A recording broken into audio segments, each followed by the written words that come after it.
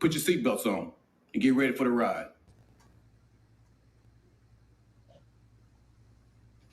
We are in the danger zone, and guess what? We have Jets training camp to talk about. What is up, Murph? Let's go. Let's go. We got some things to talk about this week, man. We got some positive news. That's what we love. It's a feel good Friday, as I like to say. Stole that from Pat McAfee. I always put that little disclaimer in there too. And it's just a wonderful Friday. We might have thrown some money at some players, multiple players at that. Maybe we'll get into that later. Maybe we'll get into that when we have this guest. We have a guest too. What the hell? It's a great Friday, man. So let's go. Dude, what a week. We were here 7 days ago. And before I say what I'm about to say, let me just say, man, that chat's popping. And you know what? Let's show them some love while we monologue a bit. And let's get them up there, man. So if you want to be seen, you want to be heard, send your chats in now, man. I want to know what people feel like. Like 7 days ago, we talked, man, and we said literally the show was titled "The Calm Before the Storm." I feel like it was a perfect title because since then it's been a storm of news, man. Just on the surface, talk to me. What did you think of the last 7 days in Jetland? It's been good, right? It's given us something because we really haven't had much for a minute. And we finally got some news, and I think most people would view it as positive news, unless you're a hater. I think there's a couple guys on this team that's been with this team. There's a couple guys on this team that have been pretty good leaders thus far. Pretty set a good example thus far, and they got paid. And we'll get into the details with it all later. But I think that's always a good thing. Plus, there happens to be one of our draft picks that finally signed his contract. So that's more good news, man. So it feels like, hey guys, all right, season's starting. We're on the ball. Let's get this done now. Let's get some stuff done. Let's do our thing. It feels like this is like where things start, right? And I'm with it. I'm excited. I'm already excited for week one, preseason week one. I don't care. Give it to me. I like it, man. It's almost like it's time to tighten up the bootstraps, so to speak. Because I mean, we talked months ago, man. Everybody was forecasting mid July for these deals. Deadline, spurn action, all that jazz, whatever metaphor, simile, onomatopoeia you want to use, man. It boiled down to like these guys could not go out there in training camp and risk their body when there's nine figures of money, just sitting over top of their heads. So I'm just glad to see it happen, man. Now we got shit to talk about with the Eggman. We got shit to talk about with each other. I'm pumped, man. And while we're here, I do want to highlight a few people. Harlan in early. Good to see you, brother. Chris B in the house. Yeti, I seen. Artie in the house. Who else? I saw Johnny Boy. I saw Rich. I You got saw. Charles. Thank you, Charles, man. Just everybody, dude.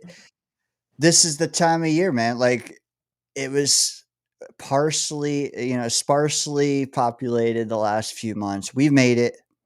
Now, dude, these next few months it's gonna be fun, man. It's gonna be fun to talk Jets. It's gonna be fun to have a beer, brews and news with the crew, man. That's what I like saying, and that's about what we're gonna have for the next 6 months. So cool, cool. We made it.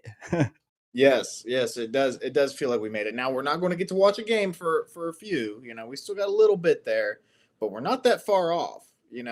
And this is where the news starts rolling in. This is when the practices start happening. The guys are getting out on the field. They're implementing the playbooks. They're getting a feel for the player. The coaches are getting a feel for the players. Like we start hearing speculation, who's starting at what positions, what they're trying here, what they're trying there, what the defenses look like, what the offense is going to look like. We start getting little trickles in here and there, and that's just builds up the excitement, man. And I'm ready for it. I am too, man. You started teasing some of the news and nuggets. I just want to tell people that, some of the big ones I want you guys to hash out in the chat now if you want, man. I want to know.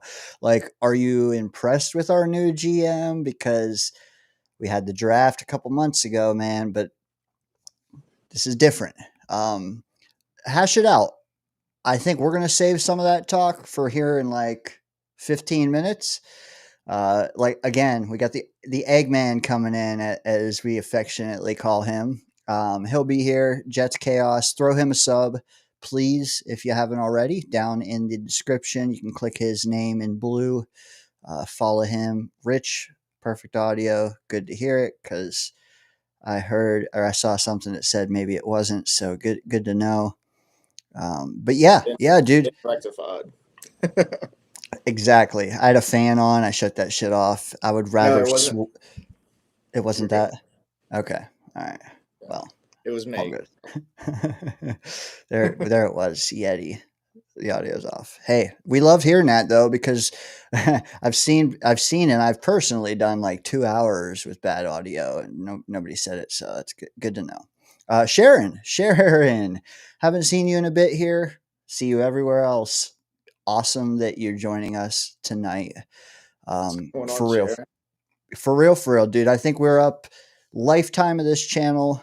We're at 7% female audience, baby.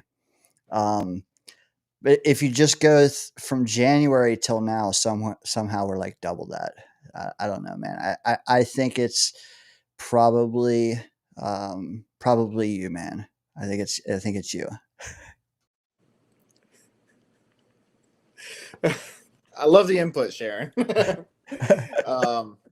What was also me was that audio, but I was just texting you about it, but that's okay.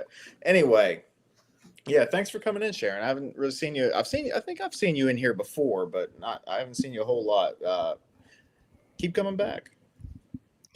My bad. Maybe I'll wear a cowboy hat. Dude, it was that it was the 4th of July fit that really got our numbers spiking, man. But anyways, done making you feel uncomfortable. I was just thinking to myself, man, I got to figure this shit out, because the longer my beard gets, the more it's tickling the mic. And anyways, dude, we're off the rails already. So thank you guys for joining us. Literally, the rookies report tomorrow, and the veterans report on Tuesday ish. Help me out, chat. But here in a couple days. So awesome, man. We are gonna have camp battles to be looking at. I think we already have camp battles to discuss, but I want to get into that with Chaos as well. But yeah, man, we got shit to chomp on, man, and I'm happy, man, because this whole thing, we haven't won in decades. Okay, the fact that we're still here doing this, it just proves that this is like a getaway, and a getaway is much more fun when there's, you're not manufacturing it. It's just flowing, man. Give us news, give us nuggets, right? Absolutely, absolutely. Before we bring Chaos on, we got to do our little. We do it every time usually. Dane, how was the work week? And I got to know, were you available whenever the news was breaking, or were you stuck in a backhoe somewhere out in the middle of nowhere? What's going on, Dane? Dude, you got me, man. I put in 50 hours this week. And what, I don't know, was it Tuesday, Wednesday this news dropped, or if it was Monday, Tuesday, but me, you, and Scott have a group text, and I believe Scott is the one that broke the news to me. He was all over it. He was. So shout out Scott in the woods. Scott no longer off grid. Um, he's our uncle, our awesome uncle. um, He's our but father uncle. dude, we were expecting it. I mean, it wasn't a shock. It wasn't. Honestly, the way or what shocked me, at least with Garrett, and I'll tell you why just Garrett, or I'm sorry, at least with just Sauce. I'll tell you why not the same with Garrett, but like the way that Sauce's deal is structured, it has me, whatever that saying is, 10 to midnight, man. I'm stoked. Um, and again, we'll get into that. We'll get into why I have graphics. I could explain my geekness and all that, and I'm sure a lot of you have already know some of it. But one thing I don't need to share, or I'm sorry, save until Chaos is here. I do have a couple tweets I want to throw at you, and that's well, while I'm getting them ready, can you tell me how your work week was and how you learned the news, et cetera, et cetera? Were you shocked? Do that, and I have some things to grab for you. Yeah, work week was pretty typical, long. I had days where I had a lot of cases going out, and then before I even left, they're trying to add more cases onto my truck so I can deliver more stuff to stores. So yeah, that's always a nice thing to come into the store or come into the warehouse too. Um, so yeah, long days. I'm always busy during work. A lot of times I don't even hear about the news unless one of you guys send it in the group text, and I'm like waiting for my like lift gate on the truck to drop. So I pull my phone out and I'm like, oh, so so I'm really banking on you guys for that. But one of the times I was in the truck, and it's funny because the big trucks, like the tractor trailer trucks, a lot of them have the air ride seats, right? And they kind of like bounce up and down or whatever. And you should have seen me bouncing that thing. I was like, let's fucking go. like, but yeah, I was excited. I probably saw it the text 2 hours late, but that's fine. But yeah, long week, always a long week. I'm actually kidless this weekend. He's visiting his grandparents down in like the southern part of West Virginia, and so I don't know what to do with my life other than sit here and talk Jets ball, which is what I do anyway. But You know what? I like it. It's nice to have this little thing on Friday nights, man, because you don't have to force like finding something to do Friday and Saturday. Like you got one of them knocked out. Saturday you can do something else, but like this is at least my oasis, and I've said that before. But Rich, I did want to shout out Rich. He is wondering where Jeremy is, and he'll be here shortly. He will be here in about 10 minutes. In that time, though, Daniel, I have a couple things I can throw at you um, that uh, we don't have to save for him. Hold on one second.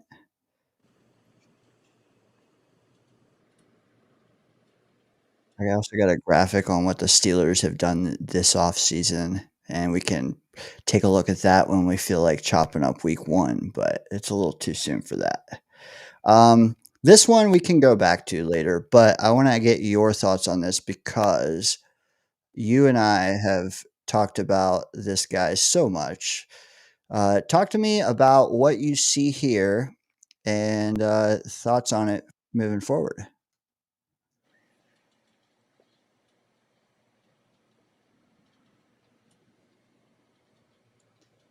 While you are preparing your wow. take, you want to just tell, like, maybe rehash what exactly it says and then go into what you feel about it? Okay, so first he's Jermaine Johnson, our edge, still on his rookie contract. Got drafted the same year as Sauce, Garrett, Brees. What an excellent draft! I can't say enough about that. My God, but he was injured last year, right? All year he was out. He's been on the road to recovery. if you follow him on Instagram or anything like that, you see some workout videos, you see some different things. Like he's in phenomenal shape, always has been. But he tweeted that he is hitting explosion testing PRs. Now, if anybody doesn't know what that means personal records, common gym term, pre-injury included. So that's better than before he was even injured, which is just excellent news. That's crazy. That means the dude has really been putting in his work. He said, "We're so back, chat. We are back, and we're ready for some Jermaine because him and Will McDonald are going to tear it up this year." And then he follows up and he says, "I'm not worried about money right now. I'm worried about going out and balling and winning a chip. The way I play, that stuff will handle itself. Sauce and G more than earned that. I have not. Work must get done. 2025 going to be legendary." And that's just, dude, we talk about leadership, we talk about culture, we talk about all these different things. Sauce has it, Garrett has it, Jermaine has it. Like, they have the right mentality. They have exactly what you want in a player. They say the right things. They have the right mindset. Like, I'm not going to make this into some huge deal. I will just be so damn good that the Jets won't have a damn choice but to pay me, or they're going to send me somewhere else where somebody is willing to pay me a shit ton. So, like, that's just how they look at it. And they're like, and while I'm here, I'm going to do my absolute best to win, right? To not just stat pad, but to win. I'm going to help this team win games. I want to win a chip. He said it right there. He wants to go out and ball, win a chip. So he said the stuff will handle itself out. And isn't that kind of how Sauce and Garrett played it too? Did we have all these like, oh, he unfollowed the Jets on Twitter and Instagram. He took off. He's not. He didn't put Jets corner or wide receiver on his. It's not in his bio anymore. Or he's not tweeting, spouting off about this and that. Like, neither of those guys did that. Still worked out for him. Shocker. You let your play speak for itself, and you're going to get the pay. Like, that's how it is. And Jermaine knows that. He knew that before Sauce and Garrett, but like not before them, but he knew it before they got paid. And he knows that now, even after, because he's seen it. So he knows what he needs to do. He knows that he got injured and didn't contribute hardly at all last year. That's not his fault. He's kind of taken it as his fault, but that's the chip on the shoulder thing. That's what all great athletes do, all competitors.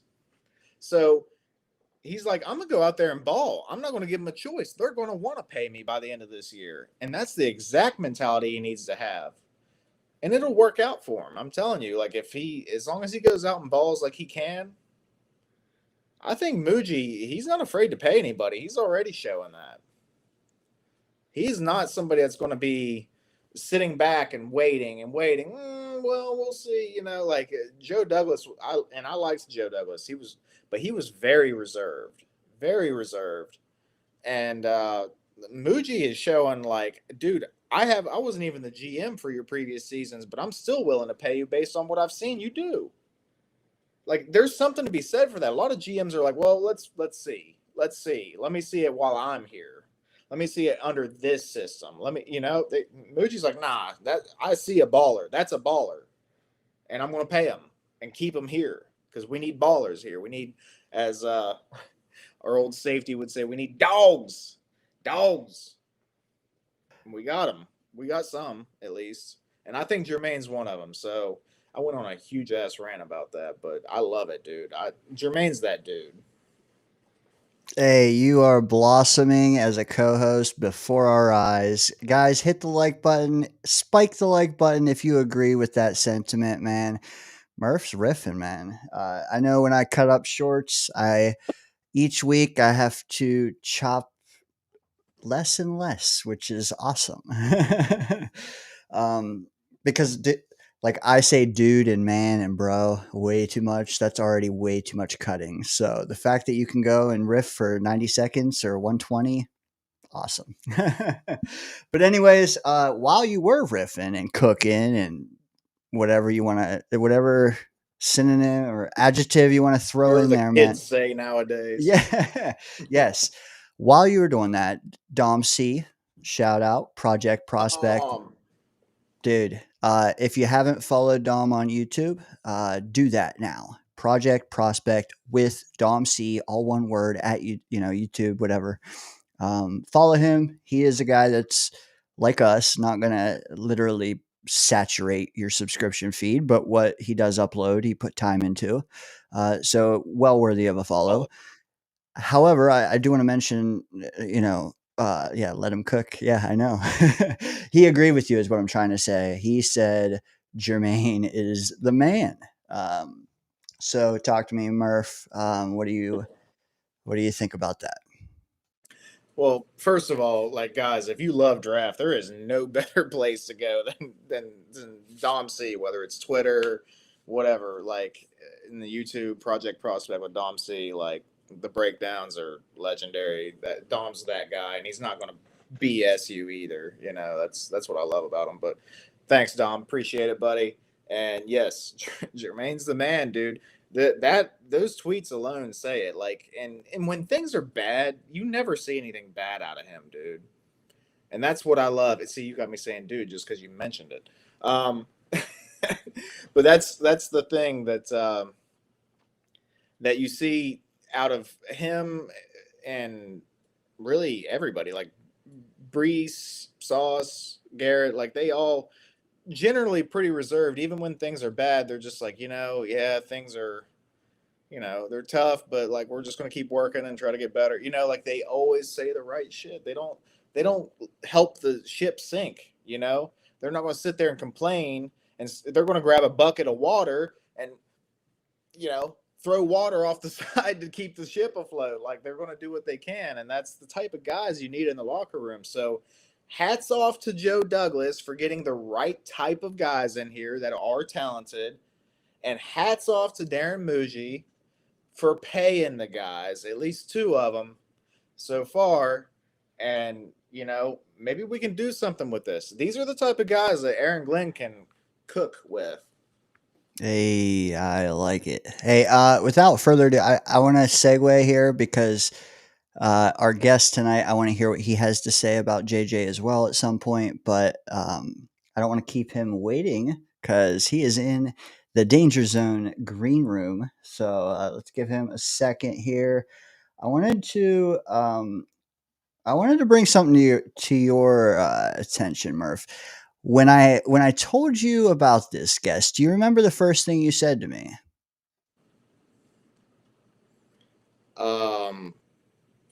I said I'm always down for some chaos. I had to correct my tweet, but I'm always down for some chaos. So you are absolutely being honest. This is a text message exchange between Murph and I that I had to share here. He says he's down for some chaps, man, some chaos. So when I got that, it got my mind thinking, and I thought, why not? Let's see if I can get it switched over fast enough. There he is. Coming right at you, Murph. Did you do what I think you did? Let's see if it loads fast enough. Oh, it doesn't want to load on you. Oh.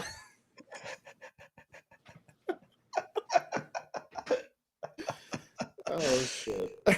So yeah, you know what? Yeti says chaps are cool too. Hey, we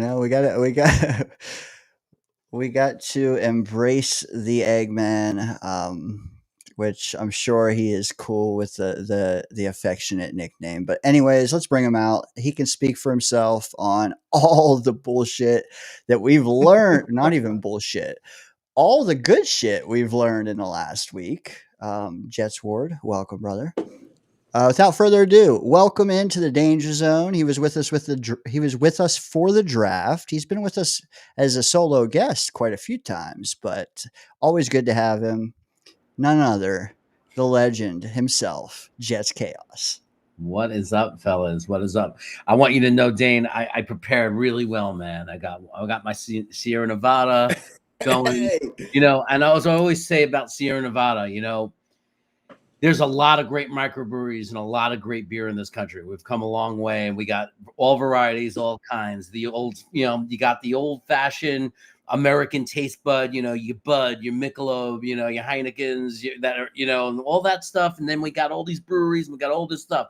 But since 1981, this guy up in the mountains in Sierra Nevada decided to do this pale ale that nobody liked for the first 10 years, but he stuck with it. And with all these breweries and all these things that happen, man, it's my baseline, Sierra Nevada. And I'm not being paid by them. I'm just such a big fan of their beer. I just can't help it. It's so good. But he's open. If you're listening, Sierra Nevada, he's open to any pay. I am open. I am very open to being the sponsor for Sierra Nevada without question.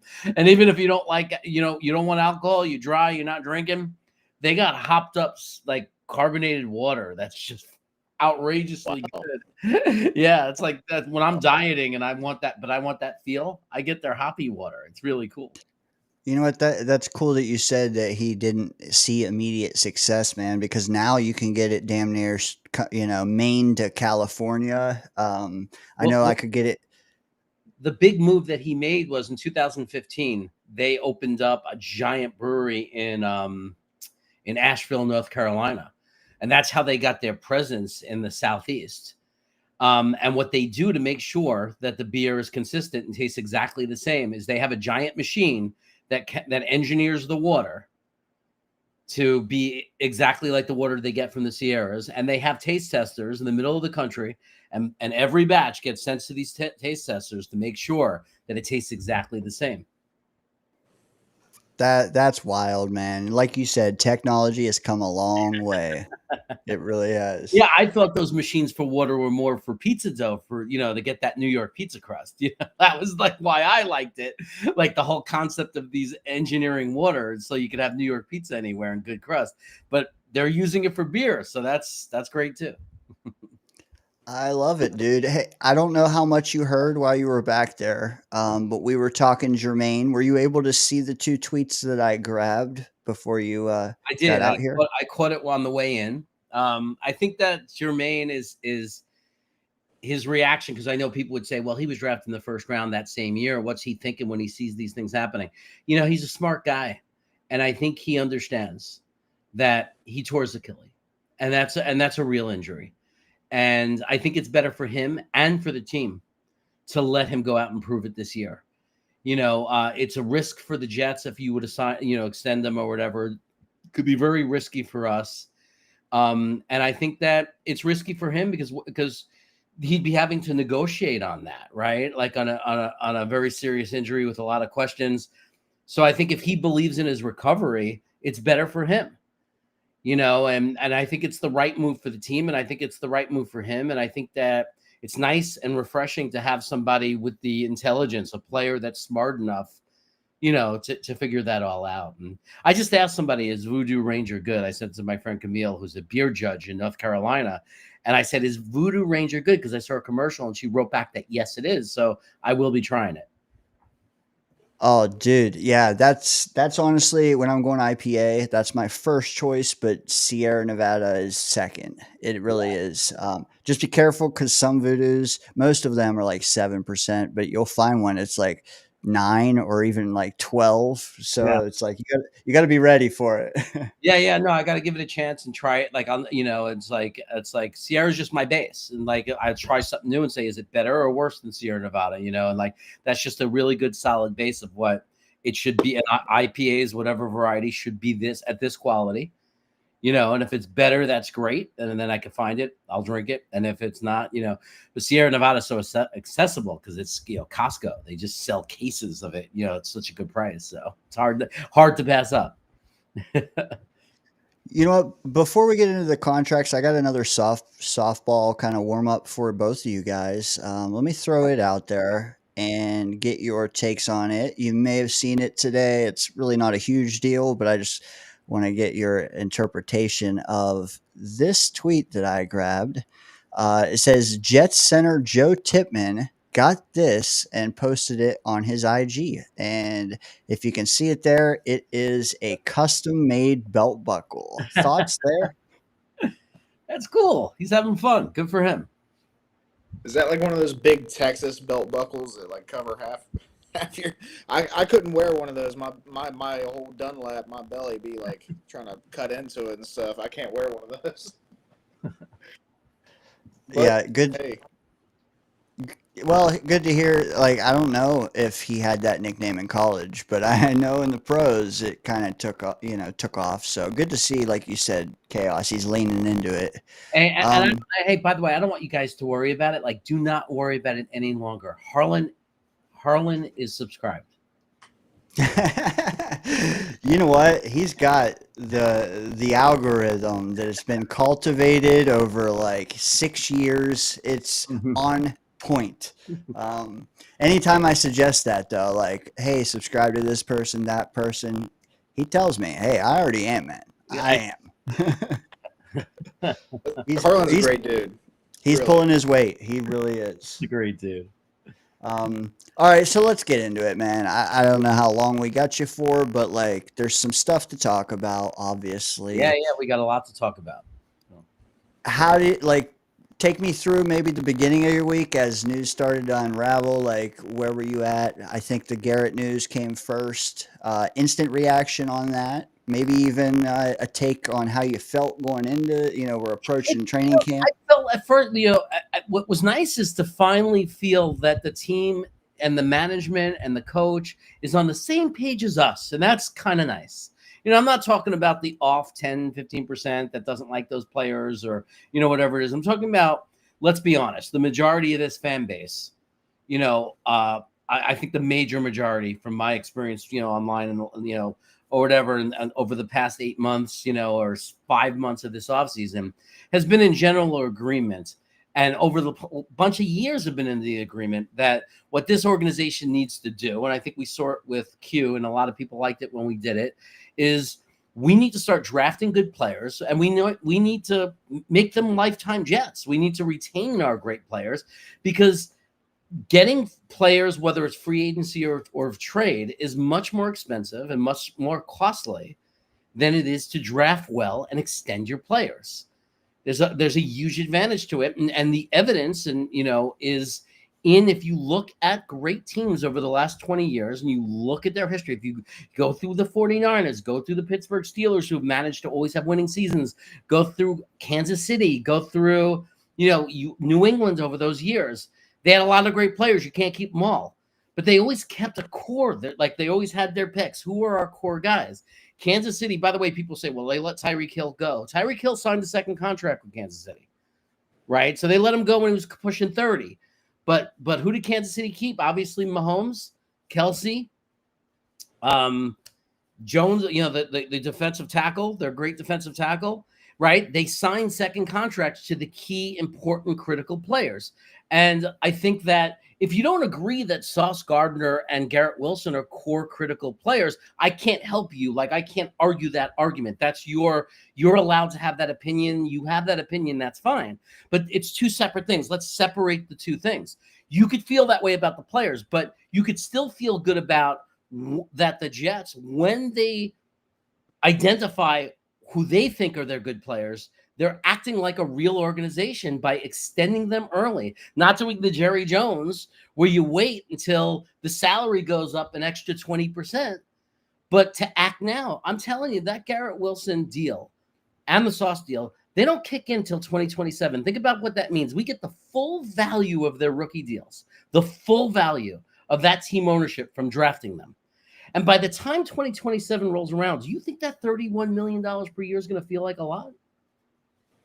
I'm telling you that any receiver that gets over 1,000 yards receiving is going to be demanding that kind of money, right? He's done it 3 years in a row, first 3 years of his career, 80-plus receptions, horrible circumstances most of that time that he's been here, and still developing and evolving and maturing and going into his prime. This deal is going to look so much better and better as time goes on. So whether you like the players or not, the behavior of the team, I cannot imagine being against the the overall philosophy of what this organization is doing, because they're doing exactly what you're supposed to be doing.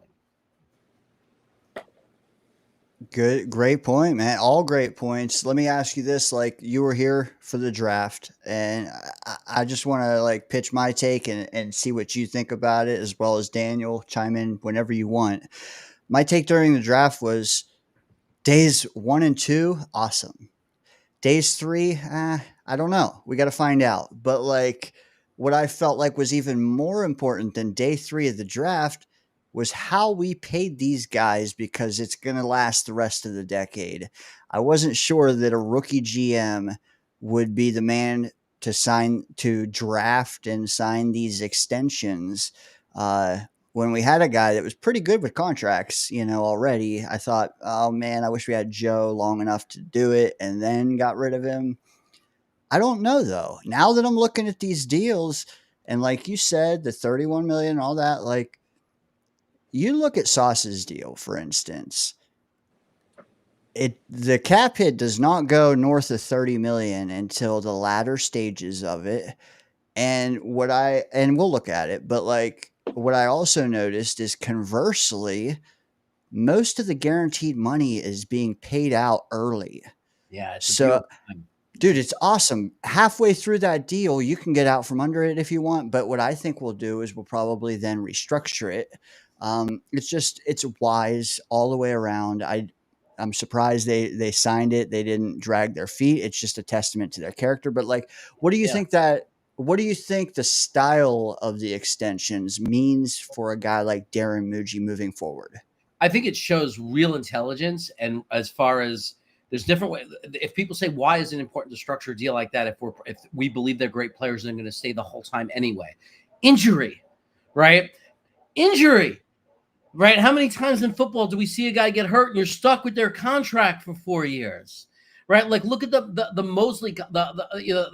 We just had a linebacker that we had to keep restructuring and paying tons and tons of millions of dollars to, who I liked him as a leader and everything, but was so overpaid. And he even helped us with it. Like, he was kind to us and helped us, but it still killed us and was like so damaging to us because, linebacker, give me a break, right? Like, we could find a fast side. Yeah, he lost the step. I don't care. People could sit there and say he had the blue sticker and he was like a good leader. And it doesn't matter. We were overpaying the hell out of him. So to have these contracts structured like that is, in 2 years from now, if one of those players, knock on wood, if it doesn't happen, but if they have a severe injury that impacts them, we get out of it. We're not stuck with years with this weight on our back of, like, so many deals we see are back ended. And the problem with that is, by the time they come around, either the player's fallen off the cliff, which happens in football for whatever reason. Football is the most common thing. It's unpredictable. A player could just nosedive at 28 years old. You just don't know. But the injuries. So it's a beautiful thing because we sign these big deals to these big star players. We have ownership of them for 6 years if they pan out and become Hall of Fame players. And if the opposite happens, we're protected. It doesn't kill our future as an organization. I'm very impressed with Mougey. Again, you could disagree with his opinion of the players, but the way he's structuring and building this team for the next couple of years and to protect the future is really, really as good as I've seen as a Jets fan in my fandom. Yeah. Hey, so that's the thing about it is, like, Mougey, he's like looking ahead. He's obviously not somebody that just throws money and that's that, whatever. Like, I don't care how it's structured, whatever. Like, no, he's thinking ahead. And he's also thinking, like, what if this isn't how the team needs to go for us to succeed? So let's get this guaranteed out early in case 2 years from now, these players aren't working out in this scheme the way we think they will. And we need to kind of reset, because then we're not being struck with so much money later on if we need to make a cut or trade them off or something like that. So it's committing to your players now, and it's also leaving out a back door for yourself later in case things don't work out. And I don't think that that's ever going to be the case. I think those two guys are studs. I think we'll be just fine. I'm hoping that they're freaking career long Jets, like that Yeah. would be great. In a perfect world, that would be great. We'll see how it goes. But for now, it's the right move, right? And the deals are structured right. The deals are about where they're where the market is, I first of all, Dane, I gotta kind of issue an apology, I guess. You called it. Garrett made more money. You called it. I thought Sauce was going to at least match him, if not make more. I value it. It's probably biased. I value Sauce as a player just a tad bit more than I do Garrett, and I love both the guys. But I do have to give it to you. The market is what the market is, and it won out in the end. I thought Sauce was going to get paid the same or slightly more than Garrett, and I was wrong. So, Dane, I'll give you your props there. I mean, Either way, it's just a great move both ways. We're right at market value where we need to be. Sauce is the highest paid corner barely, and that's how that way they have their little ego thing for a little bit and stuff. That's great, dude. Whatever, and we're still setting ourselves up for the future. I think that Mougey thought this out well, and he did a good job with just getting it done and getting it done at the right time too, like, okay, you're paid now, it's training camp time. Okay. The one thing I do want to say is, JT, and if you can highlight that, Dane, I was trying to text you, but I got caught up. JT had a comment here earlier, and he said the fact that nothing leaked till it was signed is also huge. Love the silent movement of the new regime. And Jeremy, I wanted to ask you, buddy, how do you feel about that? Do you think that this is a new norm for us, or do you think it's just more the player and his agent, they like to keep things under wraps? What do you think? What's your thoughts on that? Well, I'll get to that in a second. I just want to add one thing I want to point out with the Sauce and the Garrett contract. Keep in mind, they're really over the next 6 years, when you average out, getting the same, right? Understand that even though Garrett got the richer contract, they're finishing their rookie contracts and Sauce's is higher. So if you were to take the next 6 years and average out the total money that they're both making, they're pretty much making the same thing, which is why I think you see Sauce getting a little bit less, because he has the richer contract as the number 4 pick. So hey, when you can still apologize to me though, Daniel. Don't let that overshadow. yeah, It's already there. You're going to clip it and put it all over YouTube. Yeah, and the other reasons for that, if you were to say, well, that doesn't matter, Jeremy, it's the extension that matters, then the reason is because I agree with you. I would have thought cornerback is a higher pursued position, but at the same time, Garrett was more consistent. I love Sauce Gardner, and I am not one of these people that think last year is who he is. I think you got to look at the whole 3 years, but Garrett Wilson has been the consistent player and more consistent in the full range of playing his position, meaning great route runner, fast, gets open, comes through in the clutch, makes great catches, whereas Sauce has things that need more growth in his game, right? The interceptions, the ability to make the interceptions, the hands not turning around and getting called for penalties. Like, he has things he has to work on. When you look at it that way, you're like, well, why are they so close in salary? Because cornerback in this league is the hard. I agree, it's a more prized position. Cornerback is there. There's just not. It's hard to find guys. The discrepancy between the top guys and then not good enough, it happens fast. You got like a certain amount of guys in this league, and then you got guys where it's a problem for so many teams. Like, they're really having trouble covering these receivers. So I think that's what makes Sauce's value so high. But getting to what you're saying, as far as the quietness of things, I think that goes to the culture, right? I think that, Aaron Glenn has made it very, very clear, like, that he's going to be a no nonsense disciplinary, like, in other words, and not just with the team. I'm talking about throughout the organization. Like, is it worth your job because you're gone? Like, and we didn't have that kind of authority in the building. And I think that anyone in the building was willing to talk and do whatever they wanted because there was no fear. There was no fear of accountability or consequence. And I think that is what's gone. I think people are scared Like if I say something and it gets back, I'm gone. Like there's zero tolerance now. And you just sense it, right? You know who mentored Glenn, you know where he comes from, when it's Parcells and Peyton, he comes from the tree of no nonsense. And I think we know nobody talks about this, but Quinnen Williams, so many star players, when he did that tweet, it's like, here we go. The coach is not going to get along with the player. And then what does Quinnen Williams do his first press conference? Yo, man. Yo, man. He always says, man. Yo, man. I'm sorry, man. That wasn't what I meant, man. I was just reacting, man. But the first thing he did was fall into line. Why do you think that is? Because that's what our coach demands, right? So we didn't have the situation where the star player came in and said, no, I don't regret what I said. I disagree. We had a star player come in who already has his big contract. And what did he say? He said, my bad. Yeah. Hey, to be fair, I think that Quinnen really isn't that guy, though. I think he had a slip up and a small moment of frustration. Right. And I don't think he actually, I think like the next day he's like, why did I do that? Like, you know what I mean? Like, I'm better than that, But the way Glenn handled it. Yes. Right. He didn't publicly humiliate him.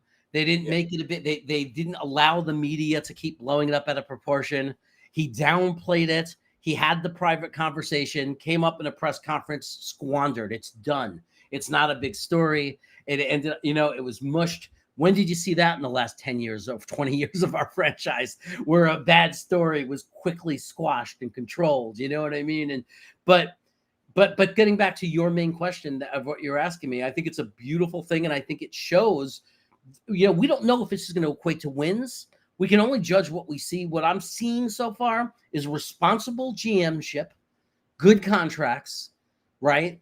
Things that don't bury us for the future, things that keep it for the rebuild. Almost every contract that we have on this team, we can get out of within 2 years without too much damage, right? So as we do this rebuild, we're not locked into anything. Our future is not screwed to anything. Right? Everything is open for that future when we see how things unfold. Thumbs up to the GM. And when it goes to the coach, we haven't been on the field yet, but you have to love what you're hearing from the players, what the players are saying, what the coaches are saying. You have to love what's coming out of camp. And, Rich Cimini, don't think he's not trying. He's trying to find dirt. He can't find dirt. So we got to be happy about it. Dick Chimney. We got to be happy about it. So, yes, it hasn't translated to wins. We don't know if he's going to win as a coach. We can only go by what we have as the sample.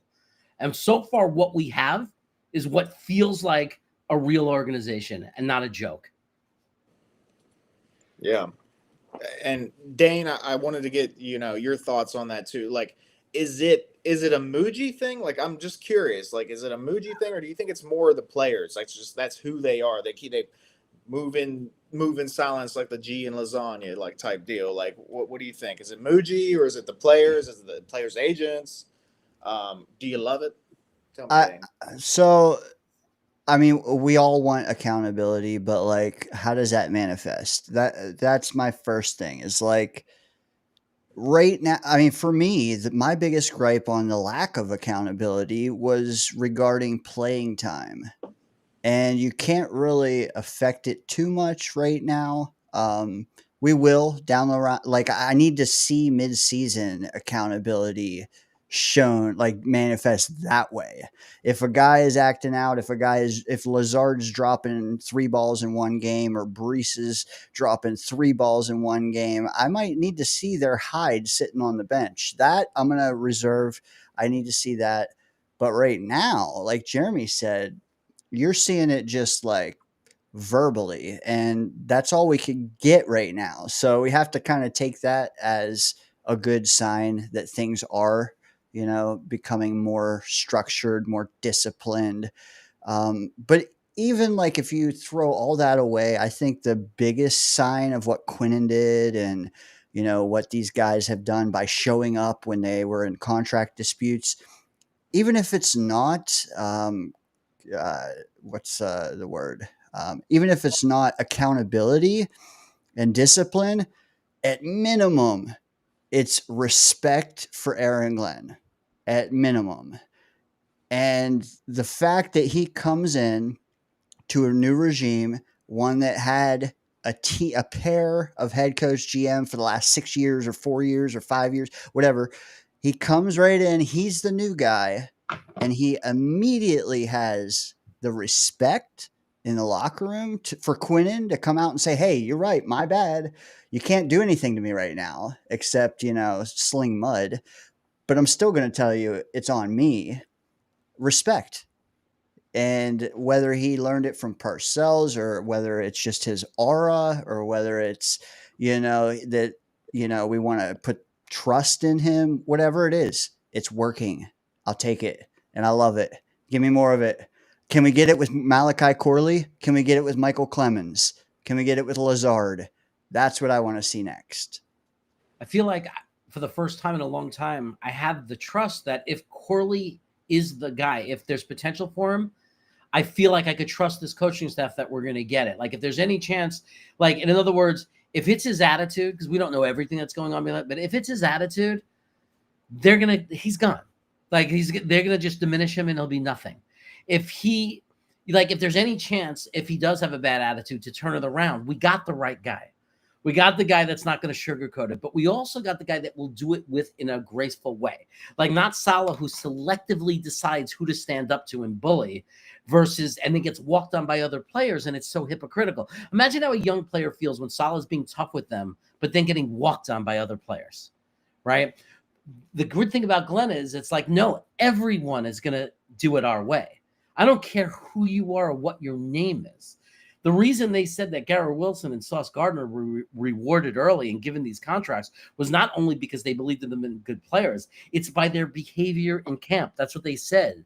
They said due to their behavior in camp, their attitude in camp as leaders. And that's the important thing, to show it doesn't matter who you are. If your attitude is wrong, you're going to be accountable. And that goes to everyone. And that was not the case for the last 4 years in that building. Yeah, I mean that's excellent. That's an excellent way to put it, Jeremy. I am going to dial us back though. I think we need to see it in the games. We need to see because if Aaron Glenn is still giving Michael Clemens reps and he's chasing after the running back or receiver for 40 yards and never catches them and he never gets off his blocks and he's to all the fans and all this and that, and he's still getting reps, then, we're going to have our opinions change pretty quickly. I don't think that's going to be the case, but right now we like what we're seeing. Right now, Aaron Glenn has the respect of the team, and that's important. Can he maintain it whenever things go bad? Because I'm sorry, this season, I don't see us going 10-7, 11-6. It's going to be a rough season. Like the first year usually is pretty rough. Now it's up to Aaron Glenn to maintain the team's respect throughout that. And that's very important. I think he's a guy that can do it. I think he's a guy that can get the guys to buy in even whenever it's tough. But, we're going to have to see that for me to fully believe that he's like Parcells reincarnated and like the guy that's going to have a handle on everything that's going on within that locker room. Well, I think we've been blessed with the schedule the way it's set up, because think about it. It's set up to be light at the end. So even if we're not ready yet, we're going to be a 6-7 team win, whatever it is. There's a good chance that those wins are going to come at the end, and there's going to be a feel of growth, because if you look at the way the schedule is, it's lighter at the end, which is a blessing, because you do want that feeling of we got better. We leave this season with winning, right? And the feeling of winning. And also remember, one of the things that I think that will really help Glenn keep the team believing is that Detroit was like 1-6. They were 0-5, 1-6 or something, and then turned it around the second half of the year and started winning some games. And then the next year, the rest is history, right? They turned it around in two great years. So I think that that's going to help him, because he has that in his back pocket to say, look, sometimes that turnaround, that change takes a little time. So what we're looking for is growth. And I think our schedule really caters to that, because it's going to be easy for us to start gelling as a team. And hey, look, right when we look up and we start gelling as a team, we got a nice fluffy 8 last games of the season. that we could take 6 wins in possibly, you know, so I do. it might really work in our favor. Yeah, and you're right. Like right off the bat, we're probably going to get our ass beat at least once in those first couple weeks because we play 3 playoff teams, you know, right off the bat. But you're right. We need that time, not only like what you mentioned, but think about it. Our starting tackles have a combined 6 or 7 starts. Murph, Sorry. And right by the new scheme for everybody, right? This is the Yeah. third offensive line like blocking scheme in 3 years. Keep that in mind. It's the third scheme in 3 years for the offensive line. That secondary might have 4 new starters. Like we're going to need that time, but you're right. That back half of the schedule, it wouldn't shock me if we didn't win 3 in a row at some point. Yeah, I think that we're gonna gel and we're gonna get it together. I think that we're gonna struggle maybe a little with chemistry potentially, and then I think we're gonna start gelling. What's nice is the one thing we could say about Justin Fields is even when you're not playing well, like if our defense is able to keep us in the game, you know, however you feel about Justin Fields, he kind of has that. He's like that ticking time bomb, right? I mean, if you're stuck in that close game, he's that guy that could just break that play. He might not be the answer long term. He's not consistent enough, not a good enough. People say whatever they want. But if you're close in a game, you never know when this kid is going to be in the pocket, take off, and suddenly it's a 50-yard run touchdown, right? I mean, we all see it. We know it. And that's going to be a nice little thing in our back pocket, right? We might be able to steal a game or two because of that. Yeah, Justin Fields is a dynamic player. Is basically where you're getting at. He's a guy that can make a play. It could be 4th and 27, and he can make that play. Now, he's a guy that can also get you at the point to where you're at 4th and 27. So we'll see how it goes. But he, you know, like you never know. He's a guy that can always turn the game around at any point, I think, especially if he gets hot. So that'll be exciting. Jeremy, since you got into the schedule, and you made an excellent point, you know, towards the end of the schedule, you know, that's where some wins can rack up. And whether it's actual true growth or if it just looks like growth, we'll be excited as Jets fans. Well, it's can't wait for next year. Yeah, we'll have fans say, "Oh, but that was an easy schedule." I'm not worried about them. It's the psyche of the team. Exactly. Confidence is huge in sports, professional sports. Whenever a player loses confidence, he doesn't play as well. That is 100% facts. I'm sorry, guys. Like, especially with a quarterback, confidence is way, you know, any player, but you know, and confidence is huge in sports. Momentum is huge in sports. What I did want to ask you though, Jeremy, concerning the schedule, the back half looks great, front half not looking great. Of course, they scheduled us the Pittsburgh Steelers week 1, and they were getting Aaron Rodgers. And of course, you couldn't have written it. My goodness, I'm from West Virginia. Sorry, guys. You couldn't have written it any better. The story. Anyway, so yeah, Aaron's new team, Steelers, whatever, the perennial 9-8, barely scrapping into the playoffs team. This is my take on it, and this is not a homer take. You can ask Dane, I have been very critical on how this season is going to play for the Jets. I'm looking at like 5 wins or something, roughly. I think it's going to be a growth year. It's going to be a learning year, a system, and installation year, whatever. But week 1 is a game that I think we're sneakily going to win. Like, I really do. Like, I think we have a chance, and it's not anything to do with Rodgers.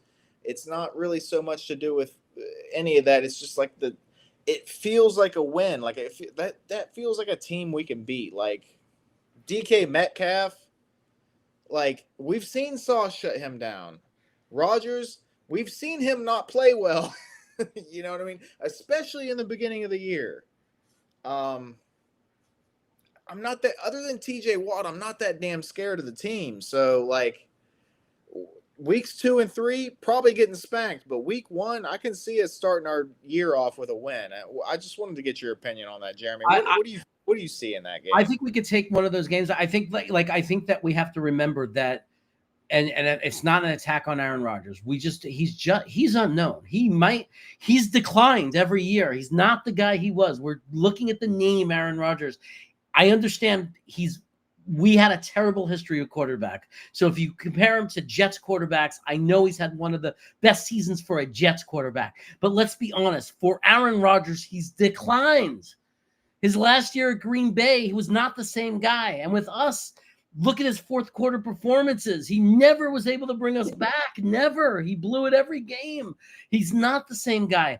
And we don't know he's not going to decline even more because now he's in another system and now he's not going to get to play his offense because the head coach of Pittsburgh, as Tomlin, is not going to let him run the offense on the field like we did. So we don't know. He might have a great year because it's Pittsburgh, right? Or he might have a terrible year. We don't know. So I'll say this, Murph. One thing I feel like is if we do win this game, my hot take is we're winning 8 games minimum.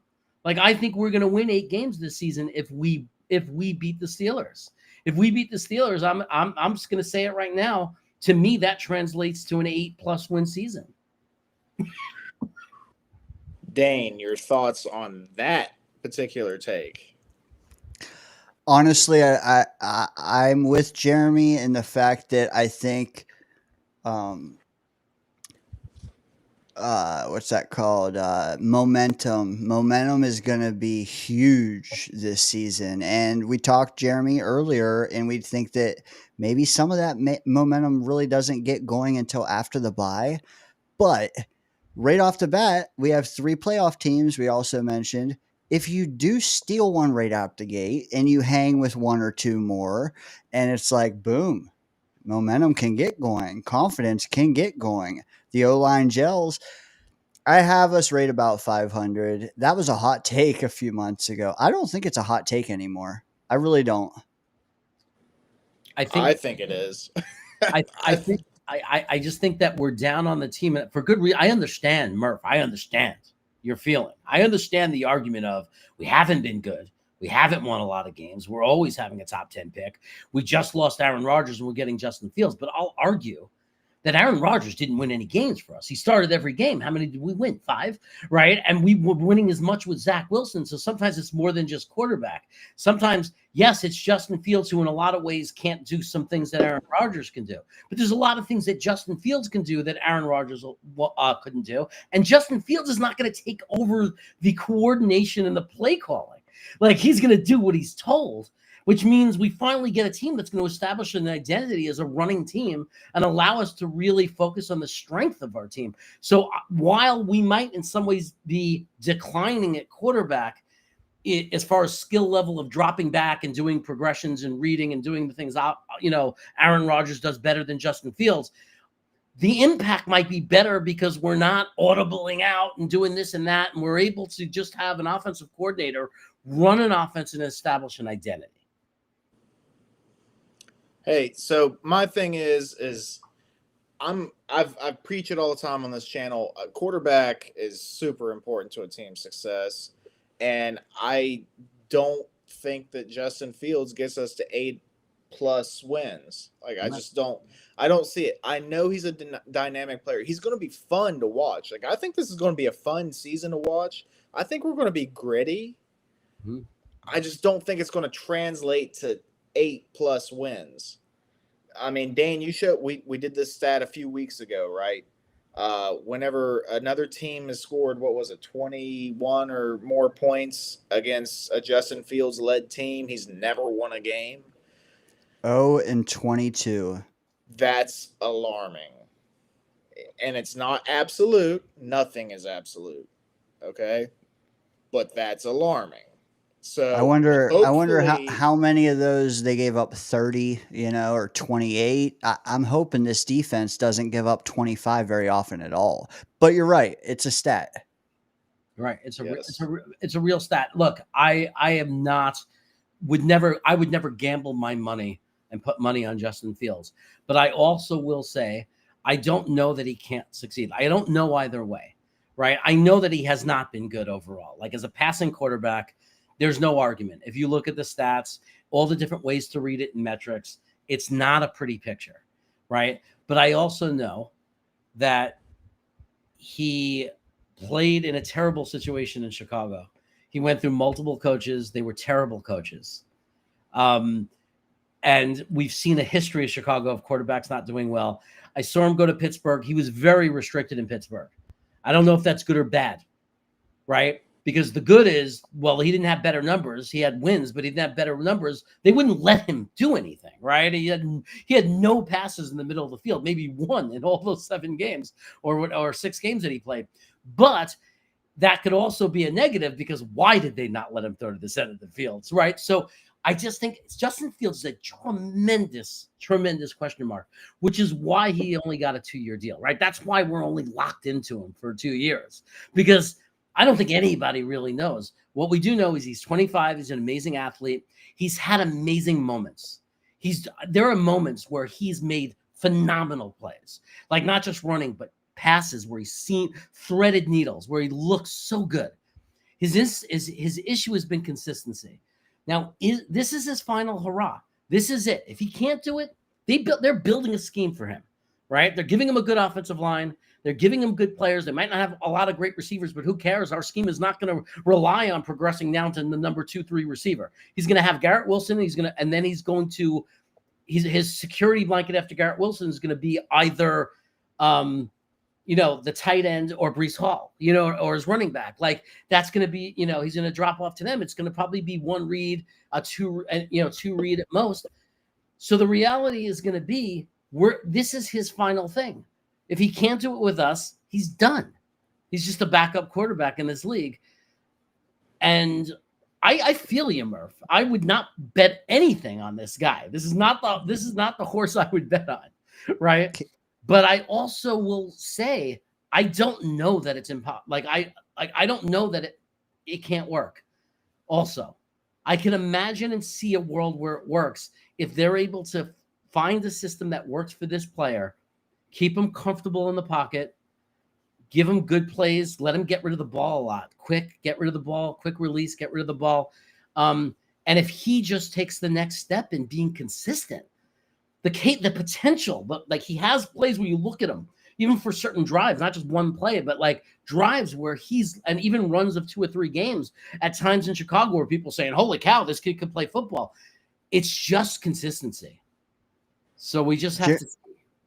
Let me ask you something, Jeremy. I want to pitch my little Fields take here that I got filleted, pretty much everything but laid for saying a few weeks back, and that's Fields for me makes me feel more optimism for this season due to the fact that I feel like his athleticism alone being as high as it is, and like how I perceive this offense to be ran, in my opinion, this year, the quarterback play has a higher floor than any I can remember the last decade. Is that an insane take, factoring in his athleticism as a runner and everything else that goes along with it? Because let's face it, Aaron Rodgers, Hall of Famer, awesome. His ceiling, high as F, but his floor, dude, there was games we were going into the 2-minute warning of the first half with 0 first downs. Zach Wilson, we know what the floor for Zach Wilson was when we'd have to drill for about 6 months before we'd hit it. Talk to me. Is that an insane take, or is that feasible?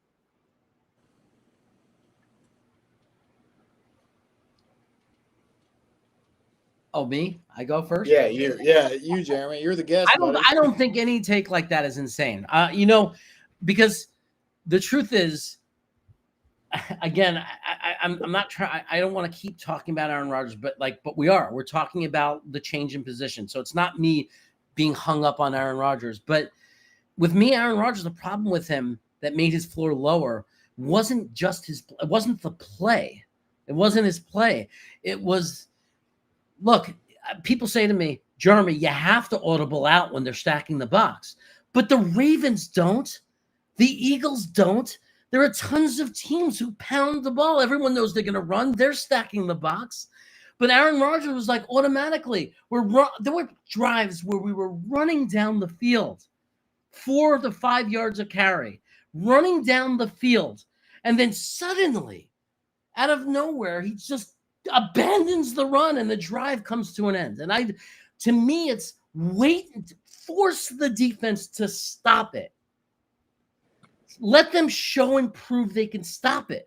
Why abandon it before they show they can stop it? And that was my problem with Aaron Rodgers. And Green Bean yelled at me. He goes, then you'll be mad that they're doing the same thing. Why they do the same play? I said, no. The first time, like this, as soon as we run the ball and we're running the ball down the field, that they stack the box, we hand the ball off, and they stuff us. I get it. Now we got a screen pass. We got to try something different. But make them do that. Make them show that they can do that. I don't remember the game. We were walking over the opponent. They could not stop us. And magically, maybe it was the Colts game, I don't know. All of a sudden, for some weird reason, we just stopped. And that was Aaron Rodgers because he was audibling out, because that's what Frankie said to me. He goes, it's not the coaches, Jeremy. It's Aaron Rodgers. You could see he's calling audibles. And I don't argue with that because Frankie knows, he knows that stuff, right? So I was like, okay. Then he's the problem. So to your point, Dane, it's not even about talent. I think that he may have had the lower floor than Fields just simply because he was a terrible on-the-field coach. Our offensive coordinator last year was the quarterback on the field, and that did not work. Dude, it's like we glorify some of those games. I can't, because I remember how abysmal some of them were to watch. Murph, I know you're chomping at the bit. You're up, brother. He hates Justin Fields. No. So, hey, no. I totally get what you're saying. You add another dynamic to the game. You see the crazy stuff. You mentioned the Ravens earlier. You see the crazy stuff that Lamar does whenever he gets blitzed. He makes a guy miss. All of a sudden, there's a guy wide open 30 yards down the field. Boom, big pass. Or makes a guy miss. Nobody's open. He takes off running, because the other blitzer overcommitted and whatever. Justin Fields adds that dynamic. That's great. Justin Fields also has an excellent arm. I don't want people to think that I'm anti Justin Fields. Right. I'm an Ohio State guy. WVU's number 1, Ohio State's number 2 for me. I was a big fan of Justin Fields. I was like either him or Zach Wilson when we drafted him. They both suck, whatever. Hopefully he's a big boomer bust guy. Okay. That's just what it is with Fields. And I'm not banking on the boom, because every time I've ever tried to bank on a boom before, it's never worked out as a Jets fan. I will say, you're talking about the blitz and stuff like that. Some of the biggest plays week to week in the NFL offensively happen against a blitz. When you have more guys in the backfield, you have less guys in not the outfield, but you know what I mean. So that's what happens. Dude, Joe Burrow, widely considered a top 5 quarterback in the league right now. He's a stud. Does his work against the blitz. Like, he's a stud against the blitz. And he's not even like a mobile guy like Lamar Jackson or Justin Fields. But he makes quick, decisive throws. Or he's at least shifty enough to avoid the blitz long enough to throw it to freaking Jamar Chase 40 yards down the field, whatever it is. So, yeah, against the blitz, we don't have to do that. We can take it on as long as you have a good game plan and you have a confident quarterback. Yeah. And let's hope and pray that Tanner Engstrand knows what the hell he's doing. He has to be at least a step above Nate Hackett. My God, that's something we haven't brought up yet. We've talked about Aaron and stuff like that. What came with Aaron? Hand in hand, fingers interlocked. They walked on the field together, him and Nate Hackett. They had a good little time in New York, until it was over. And then all of a sudden it was the worst time ever. Whatever. Nate Hackett was not drawing up plays that was succeeded. I'm sorry. And he gave so much of the control to Aaron that it's just like, are you even an offensive coordinator, man? We need, and I keep preaching, I keep talking about this, but we should have never got rid of Mike LaFleur. The dude drew up scheme. He drew up plays that worked. He was sometimes cooking with Zach Wilson. Well, when Zach Wilson didn't play, when Mike LaFleur was coached, any quarterback not named Zach Wilson, we were a top 10 offense in the NFL. 400 passing yards. What is this? Like, Brees looked his best under Mike LaFleur, right? Because he was just scheming up running plays and things like that. And whatever, Mike LaFleur is in the past, I get it. But I'm just saying, I'm hoping that Tanner Engstrand can bring that type of creativity, that type of play scheming and things like that to this offense, and that will help Justin Fields. I think because there is no better best friend of a quarterback than an offensive coordinator, and that even includes receivers. Like, I understand having a stud receiver helps, but if you have an offensive coordinator that's drawing up good plays and good schemes, that's getting guys open, that helps tremendously for a young quarterback that may not have quite the confidence that you want yet. I think if this team was to win 8-9 games, let's say that happened, right? You look back at it and said, what changed, Jeremy? Right? Dana, what happened? What was different? What happened, Murph? Why did that happen? If somebody said, what's your opinion of why we were able to win 8-9 games? The answer would be the biggest improvement on this team. And it's not that much of a bar. It's not that hard to say. It was a pretty easy thing to do. Was the improvement in the offensive coordinator and the offensive coaching, because you couldn't have a worse situation.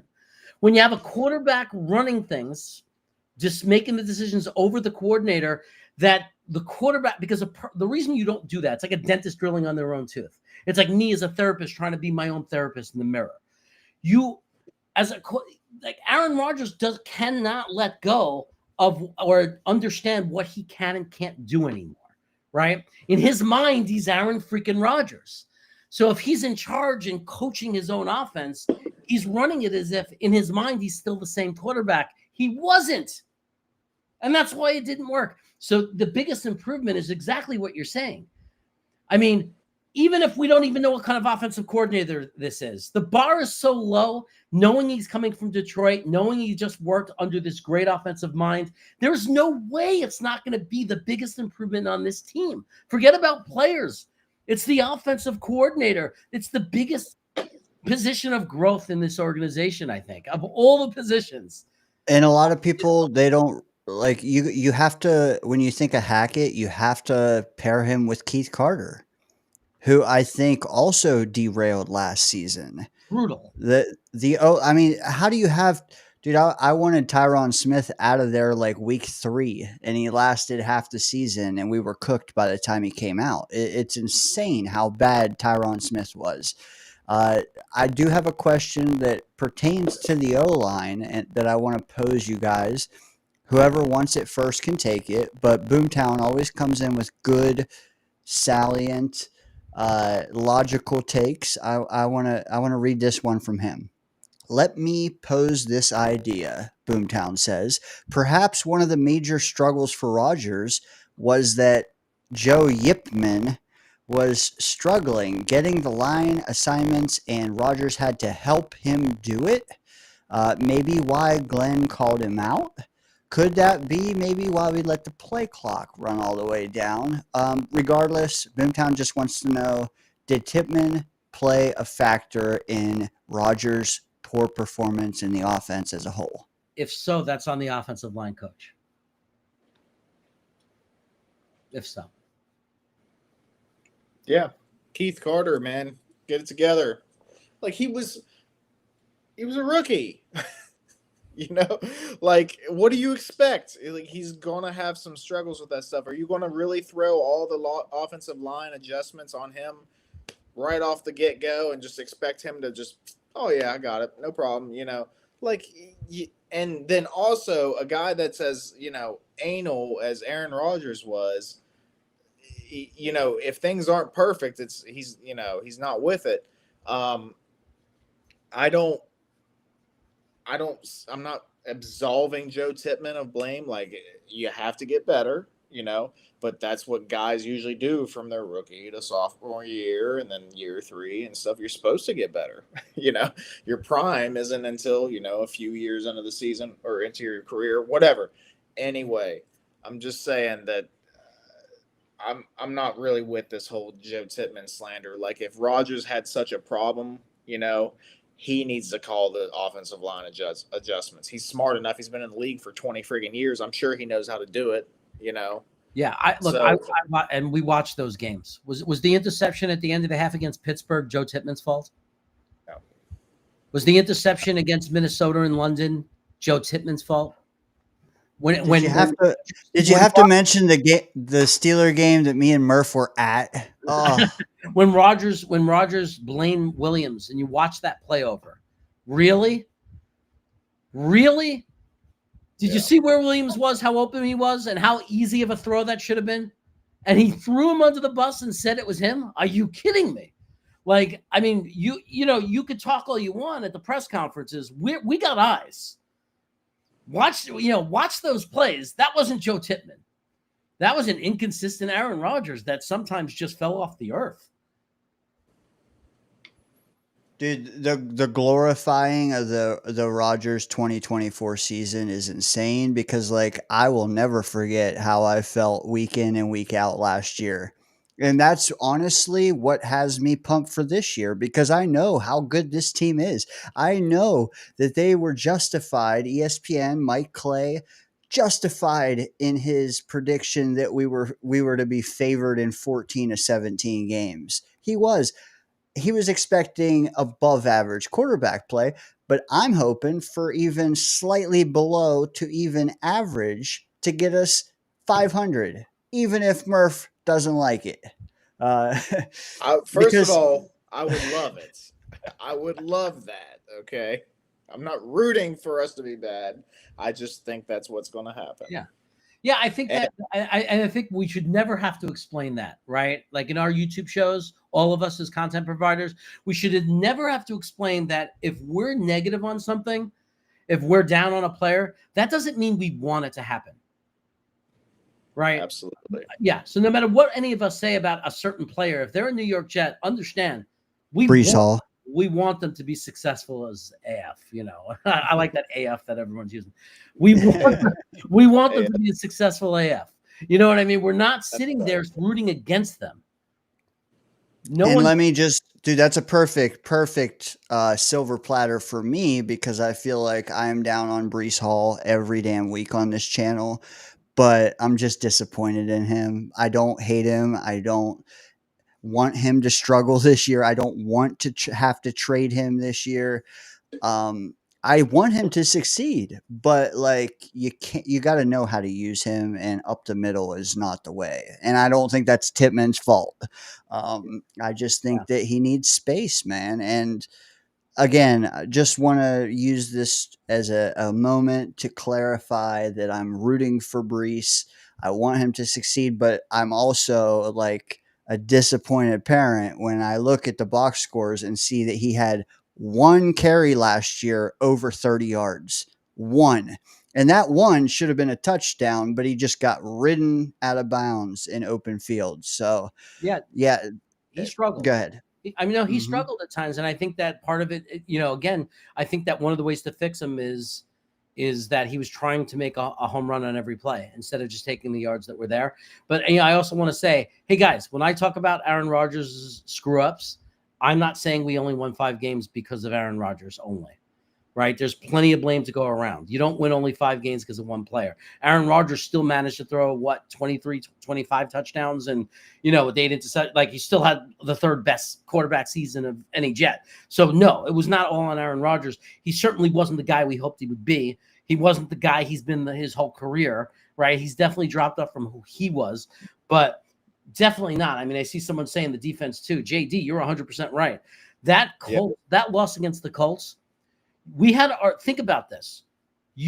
We lost to the Colts because their number 1 wide receiver that game. He was their hot wide receiver. They were utilizing him as their number 1 option. I forgot his name. Scored a touchdown with under 3 minutes to go. Deep pass. Do you know who was covering him? Our strong safety that we picked up off the freaking trash pile. I forgot his name. What's that kid's name? We picked up that safety. He was our strong safety. Wasn't even a free safety. He did okay overall as a strong safety. What's his name? The kid we picked up? Clark? No, we picked him up in the middle of the season. I forgot what his name was. We picked up the strong safety in the middle of the season. The Green Goblin. The He Green was, Goblin. yeah, Yeah. he was the guy covering that wide receiver on that play. That you want to talk about horrendous coaching. How can you ever excuse a situation where their best receiver in that game, thank you, JD Mills, their best receiver in that football game, at the end of a game, when you're up by more than 3 points and you just cannot give up a touchdown, is wide open, their receiver being covered one-on-one by a strong safety we picked up midseason? How do you excuse a coaching staff for that scenario? Yeah. Hey, no, there really is no excuse, especially a team that is loaded with defensive coaches like Saleh and then Ulbrich. Like, there's no excuse for our defense to perform like that. So, Jeremy, I was literally about to hit that home, and you passed me on the track and took that one. I wanted to say, yeah, since Dane, you brought up clarity, I'm going to bring up some clarity. Aaron Rodgers, like Chaos said, was not our sole problem last year. He was not up to Aaron Rodgers' standard. He was not, I don't even want to say that he was good, but he wasn't horrible either. The problem last year was dysfunction, and that mostly comes from coaching. Like, things went south, the coaches could not turn it back around. The momentum went against us. The confidence went low. It went down. All the players, even our best players like Sauce and stuff, had down years. And I don't think Sauce had a terrible year, but it wasn't up to his standard. Right. Nobody played up to their standard last year. And that's unacceptable. We can't have that. So guess what? Coach is gone. New regime. Aaron Glenn, no nonsense. Let's get back to work. Let's get this shit done. And hopefully our guys can play in the way that we know that they can play. It was not all Aaron Rodgers' fault last year, but he was not like some fire that was going to light the bonfire of us as we're heading to our championship either. So I just wanted to clarify that. The defense definitely obviously needs to get better, this and that. We're banking on our new coaching staff to do that stuff. But I definitely did want to do the clarity thing. And Johnny brought up a question earlier. I'm going to throw it at you guys. Which coordinator has more pressure on them we're going to go this year specifically, Steve Wilks or Tanner Engstrand? Now, we know our defense last year was freaking rough, man. It was bad. Is that going to put a lot of pressure on Wilks to have this defense turned around? Or, as Jets fans, we don't see offense. We hardly ever see touchdowns. I mean, my God, does that mean Tanner Engstrand is the one with all the pressure now because like we got new quarterback and new OC and everything? What do you guys think? Start with you, Jeremy. Well, I said this last time. I don't know if it was on this show or a different question. I was asked this question and I answered it, and I'll stick to my answer. The pressure is on Aaron Glenn, right? Everybody on his staff has pressure, right? They all have pressure. I mean, who has more pressure? I don't know. If one of in the first few games, 5 games, if one side sucks a lot more than the other, if we're not scoring any points, the pressure is going to shift obviously to the offensive coordinator. If it's the opposite, if we're scoring more points than we've over 20 points, oh my God, our offense looks really good. We're magical. We're making things happen, but our defense can't stop shit. Then the pressure is going to shift to the defensive coordinator. But at the end of the day, the coach that has the pressure is Aaron Glenn. But I think it's to be determined who has that pressure, Murph, because we had a bad year defensively. We have a lot of great defensive players, some really good studs, so the expectations are high. But I kind of feel like that's on the other side too. I think we have a really good offensive line, and we have a lot of good young running backs, and we have a great WR1, and we have, even if you're not the biggest Fields fan, I still think there are enough pieces there where the expectations are that we cannot be, just completely incompetent. Like you can't blame that just on Fields if it's the case. Like there's an expectation that we're going to be able to move the ball a little bit and make some things happen with these players. And I think that's on both sides of the ball. So I think the coordinator that's going to be under the most pressure is to be determined by who's not performing. Is it the offense that's not going to be performing or the defense? And if neither is performing, no one's going to be talking about the coordinators. We're going to be looking at our head coach and saying we suck. You know what I would love to see? I would love to see some mid-half, not halftime, mid-half adjustments by both guys. How about if someone's torching us in the first and third quarter, we're not cooked for the rest of the half. If either guy can do that, hey, that's going to make our entire team way better. Pressure, I'm going to say Angstrand, though. I mean, I'm just going to be honest, Angstrand, because that defense, man, it's damn near fully formed. It's got 4 or 5 studs on it. It's got investments in free agency in the back end on it. It's got, like, there is no reason that Wilkes should be feeling pressure, especially when a lot of those guys are holdovers. The offense, though, has to be totally reinvented. It has to. There are pieces. I'm not saying that it's bare covered. You know, you have Garrett Wilson, Brees Hall, Justin Fields alone. I mean, I'll add in Mason Taylor, but you have those 3 or 4 guys in addition to an offensive line that's more geared toward pass blocking, not run blocking. They're fully formed pass blocking. They just need continuity.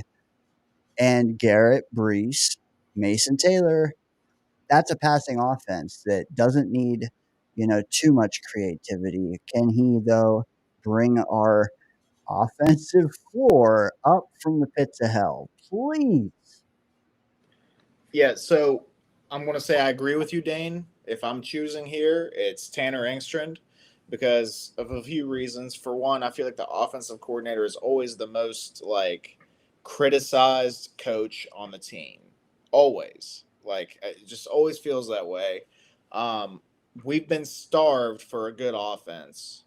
And if you look at Aaron Glenn, he comes from a defensive background. He was a defensive player in his career. He was a defensive coordinator before we hired him. If Wilkes is off track, Glenn is going to get him back on track. That alleviates the pressure off of Wilkes because he's always got that guy behind his back that he can go to and be like, hey, that's weird. Whenever, I'm having this issue or whatever, what do you think about it? Let's see if we can figure this out together. Now I know Aaron Glenn said, I'm a coach. I'm not just a defensive guy. I'm a coach. Well, I'll believe that when I see it. Whenever you're contributing in the offensive meetings and you're the one drawing up and scheming up plays that are working, okay, I'll believe that then. Love Aaron Glenn, but that was an excellent line for him to say, and that was probably partially why he even got the job because of the way he's talked and how confident he said that. But I'm just saying, Aaron Glenn being there alleviates some of the pressure off of Wilkes. Tanner Engstrand is doing this shit by himself. No matter what Glenn is saying, he's doing this shit by himself. And he's got a guy that hasn't proven that he is a starting caliber quarterback in the league. He's shown some glimpses. He's also shown the opposite, okay? So who's our wide receiver too, guys? We're relying on Brees and rookie and Mason Taylor to be number 2 and targets. So Engstrand's got the pressure this season right now, hoping and praying that he pulls it off, at least gives us an average offense this season, and we can build on that for the next following season. But Dane, you got into the O-line, right? So I wanted to kind of flip this into a question for you guys. Our O-line has a little bit of continuity. We have left tackle, left guard, center, right guard. Same as last year, at least towards the end of the year. They have a little bit of time working together. We have a new right tackle. In case nobody knew, we drafted a guy. We let a guy walk. Do you guys think that the O-line, or at least the right tackle position, you can do both if you want to talk about both. Do you think it's going to be an improvement this year? Or do you think it'll be worse? You're going from a solid vet to a rookie with a lot of potential. What do you guys think? Starting with you, Jeremy. It's so hard to predict, right? Because rookies are sometimes you see a rookie tackle get off, like in Kansas City, who came in the 6th round and was amazing from day one. And then you'll see a guy like, the Giants have their tackle, Thomas, I think, who was, a horrible rookie year. And then now he's developed into an all-pro type tackle, right? So I think that you're going to see on and off. I think there are going to things that he does as a rookie. He's going to make some mistakes that our veteran from last year would not have made. But at the same time, I think he's going to be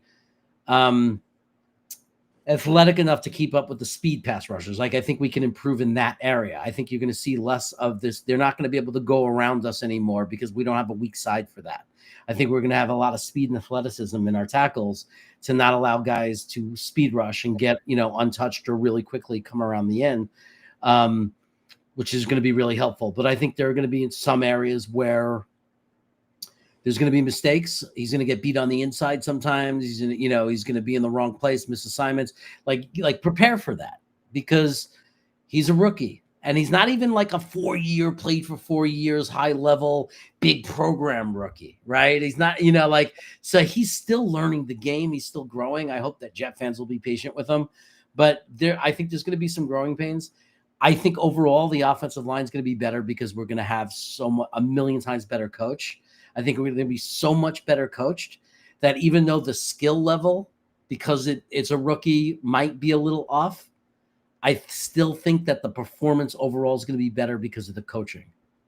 Because there are teams out there that personnel-wise were much worse than us in the offensive line, but played much better because they were better coached and had a scheme that met, their skill set, and they made their assignments. So I think I have a good feeling about the offensive line, but if you're going to look at them individually, I think you're going to see some mistakes from the rookie for sure. You know what? It's a good point about right tackle being new and left tackle not really being new, because come on, he did play some games last year. Unfortunately, he had plantar fasciitis, which is no joke. I'm praying to freaking God. They say he's in the clear, but health is going to play an important factor this year is all I'm trying to say. I'm not pointing at anyone specifically, but also I am pointing at AVT. I'm pointing at that plantar fasciitis at left tackle. I'm pointing at JJ's Achilles. You know what I mean? We need things to stick together. We're a little thin in some spots, but I do want what I do want to know is, are we? Well, Murph, I'll let you segue. I just want to show a graphic real fast, and I want you guys to answer what you think about it. Let me get it queued up here. Okay, I think you guys can see this now. Hopefully, what you are looking at is the average team age, and it's sorted by youngest. We are second youngest team in the league. How does that matter with a new regime? Does it make it worse? Talk to me there. And then Murph, you can segue. Go ahead, Jeremy. I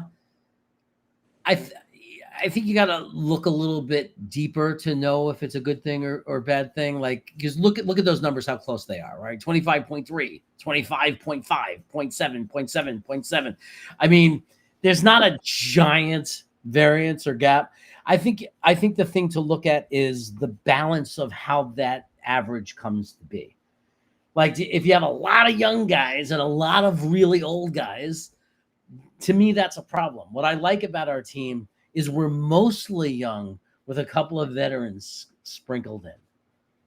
You know what I mean? Like, you have few leaders kind of sprinkled in, but we have a lot of young up-and-coming players and a lot of guys in the middle, like now Garrett Wilson and Sauce Gardner and guys that are coming into their prime of their career. Like, it's to me, it's more about the balance. So I'm more happy when I look at our team about the balance of the way our guys are aged out. You know what I mean? Than I am the average. Yeah, so it's actually pretty funny because last year we were one of the oldest teams, right? And having a 40-year-old Aaron Rodgers is a pretty big factor in that. So it does skew the numbers and stuff. But we did get younger, and that's what you see with the new regime. You tend to get younger in the beginning, right? And you install your system, you install your culture, bring in your guys, and then as things are settling, that's when you start bringing in the vets that you want, like the ones that are going to fit what you're doing and are going to fill the holes the right way. So yeah, first year, new regime, yeah, you're going to be younger. I'm not thinking too much into it. It's pretty typical as far as I look at it. But you don't have Aaron Rodgers anymore. You got Justin Fields. You don't have C.J. Mosley anymore. It's Jamie and Sherwood and Quincy Williams show, right? And you don't have what we were just talking about, Morgan Moses anymore. You go down to a rookie right tackle in Armand Mimbu, and so we're banking on some younger guys to step up, and we're hoping that Mimbu is going to be that guy, But Mimbu, I mean, if you hear from Aaron Glenn and you look at the type of guy he is, the type of coach he is, it sounds like he's not the guy that's just going to give somebody the job. I'm hoping that's the case at least. So Mimbu may not be guaranteed to get that job. That might be a training camp battle because we also signed a right tackle, right? What, Okorafor, right? Who played the position in Pittsburgh.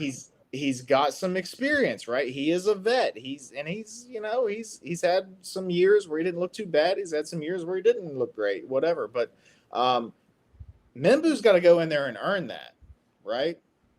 So that's a training camp battle. That's one I'm keeping an eye on, right?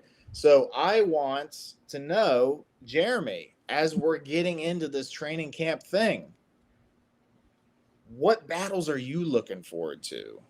Is there any in particular? Is there anybody that you're laying your stake on? Yeah, like, hey, this is gonna be a tough battle, but this is my guy. I think he's gonna take it. Yeah, one of the things we don't talk about. Dane alluded to it earlier. He said day 1 and day 2 was really good. I was happy with day 3. I didn't know. The best thing about day 2 is we got two legitimate second round picks on day 2. Because our 3rd round pick is a 2nd round pick in my mind, and I will not back down from that. I mean, we don't know. Players could bust, not bust, they not pan out. But in my mind, as a prospect, with the information we had, Thomas was a freaking 2nd round pick. He easily could have gone top 40, and I wouldn't have batted an eyelash. You know what I mean? Like, there were people that had him in their top 5 cornerbacks in a very strong cornerback draft. There are people who had him in the top 3 if he didn't get hurt. So I'm looking for a battle. We just paid a guy $15 million to play cornerback 2 because we had no idea that come the 3rd round that this freaking guy was going to be there, because this 2nd round pick was sitting there, which is why we took him. When people say, why did we take a cornerback? We took a cornerback because we said, screw the position. This guy is too good to be here right now. This guy is a potential stud. This is a CB1 potential cornerback that we can grab in the 3rd round. So that's why we picked him. So that's the battle I want to see. And what I want to see is, I want to see that it's fair, meaning I want to see that we truly have a coaching staff that if this kid comes in and plays better than Stevens, right, and he's the better cornerback, that they're not going to then say, oh, but we're paying him a lot of money. I want to see them stand up to what they're saying. I want us to be like, and I'll always say it, Pete Carroll, because he's the best example of it that I had ever seen as my football fandom, as a coach that sticks to this. It's a competition, and I'm playing the best player. I don't care how much money you make. And that's what I want to see. If Thomas comes in camp and we all see that he's better, or it's very clear, the media sees it, Connor Hughes, oh, you could see that Thomas is better. If people are raving about him and he doesn't start because the other guy makes $15 million, I'm going to be outraged. Because this is the kind of thing I want to see on our team. I want to see the best player play. I don't care how much money they make. I don't care what their name is. Play the best player. And we're also not all in. Like, if AZ Thomas is better by the bye, you should be looking ahead and saying he is our CB2 of the future. Brandon Stevens has enough guaranteed money to last 2 years, not 3 like we gave him, 2 years. He can be the first corner in off the bench. You know, he can be our sixth man, so to speak. Like, I'm with you. Also think it's a tall. He's played a little safety also in his career. That's an angle, but the only thing I would say is like it's a tall order to play opposite Sauce, especially for a rookie. So like I don't want to throw him out there and just like annihilate his confidence. But if he's showing he's ready to go and he's played spot duty the first 6-8 weeks and he's ready, you know, then yes. But you know, we'll go from there. And I like it though. There are moments, and I wouldn't be surprised if, let's say, we actually have, this is going to shock you and maybe knock you down. Let's say we actually have a lead, like a pretty good lead in the game, and the other team goes to 4 or 5 receivers, and they're just airing it out, trying to get back in the game, you know, in the middle of the third quarter, the rest of the game. You might see our package might not have 3 safeties. Our package might have 3 cornerbacks. You might see Stevens and, you know, and Thomas both out there with Sauce in those scenarios, covering all those receivers, right? So you don't know what the dime packet, what these packages are going to look like depending on situation. So it's not like one's just going to sit on the bench. But you asked me which battles I'm interested in seeing.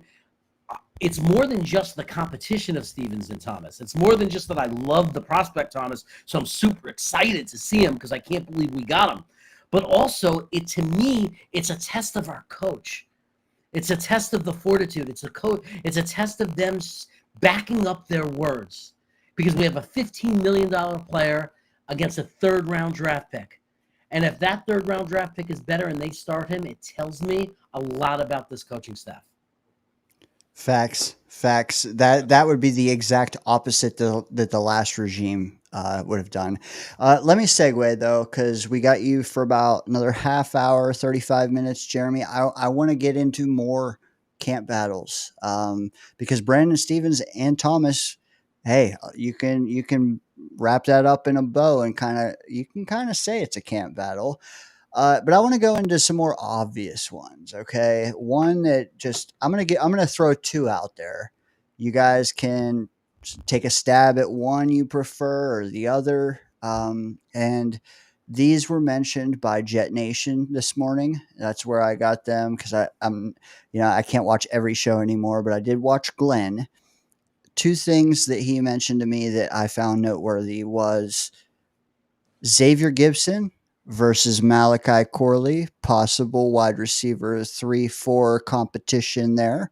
The other, and it's a battle, yes, but I want to add a little flavor to the end of it. The other could be Stiggers versus JBC, and the odd man out potentially being traded because of how girthy our secondary rooms are. They, one of those 2 guys, we might have to. Hey, Ulbrich. Hey, Sala.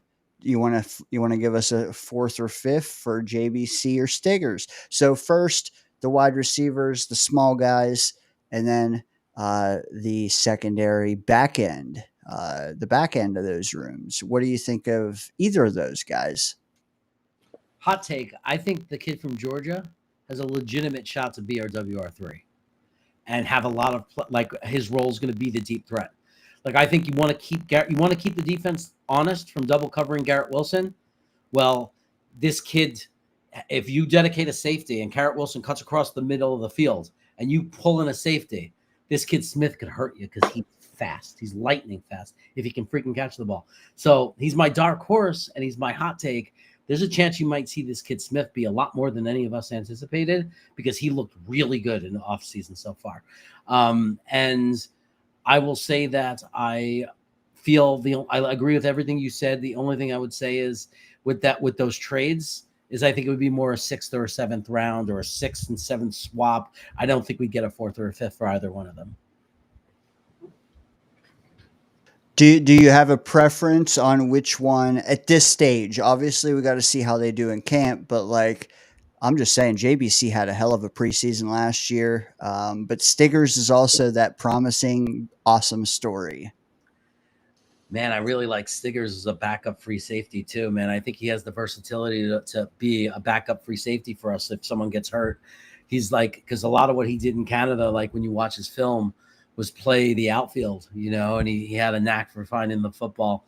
But JBC played well. It's going to be emotionally difficult for either one. Like, if one of them goes or gets cut or traded, it's going to be hard either way. I'm going to have regret, and it's going to make me feel like, oh, we might regret this. Either way, it's hard for me to pick one, man. I don't want to cop out, but it's really hard to pick one. But I do like the versatility of Stiggers.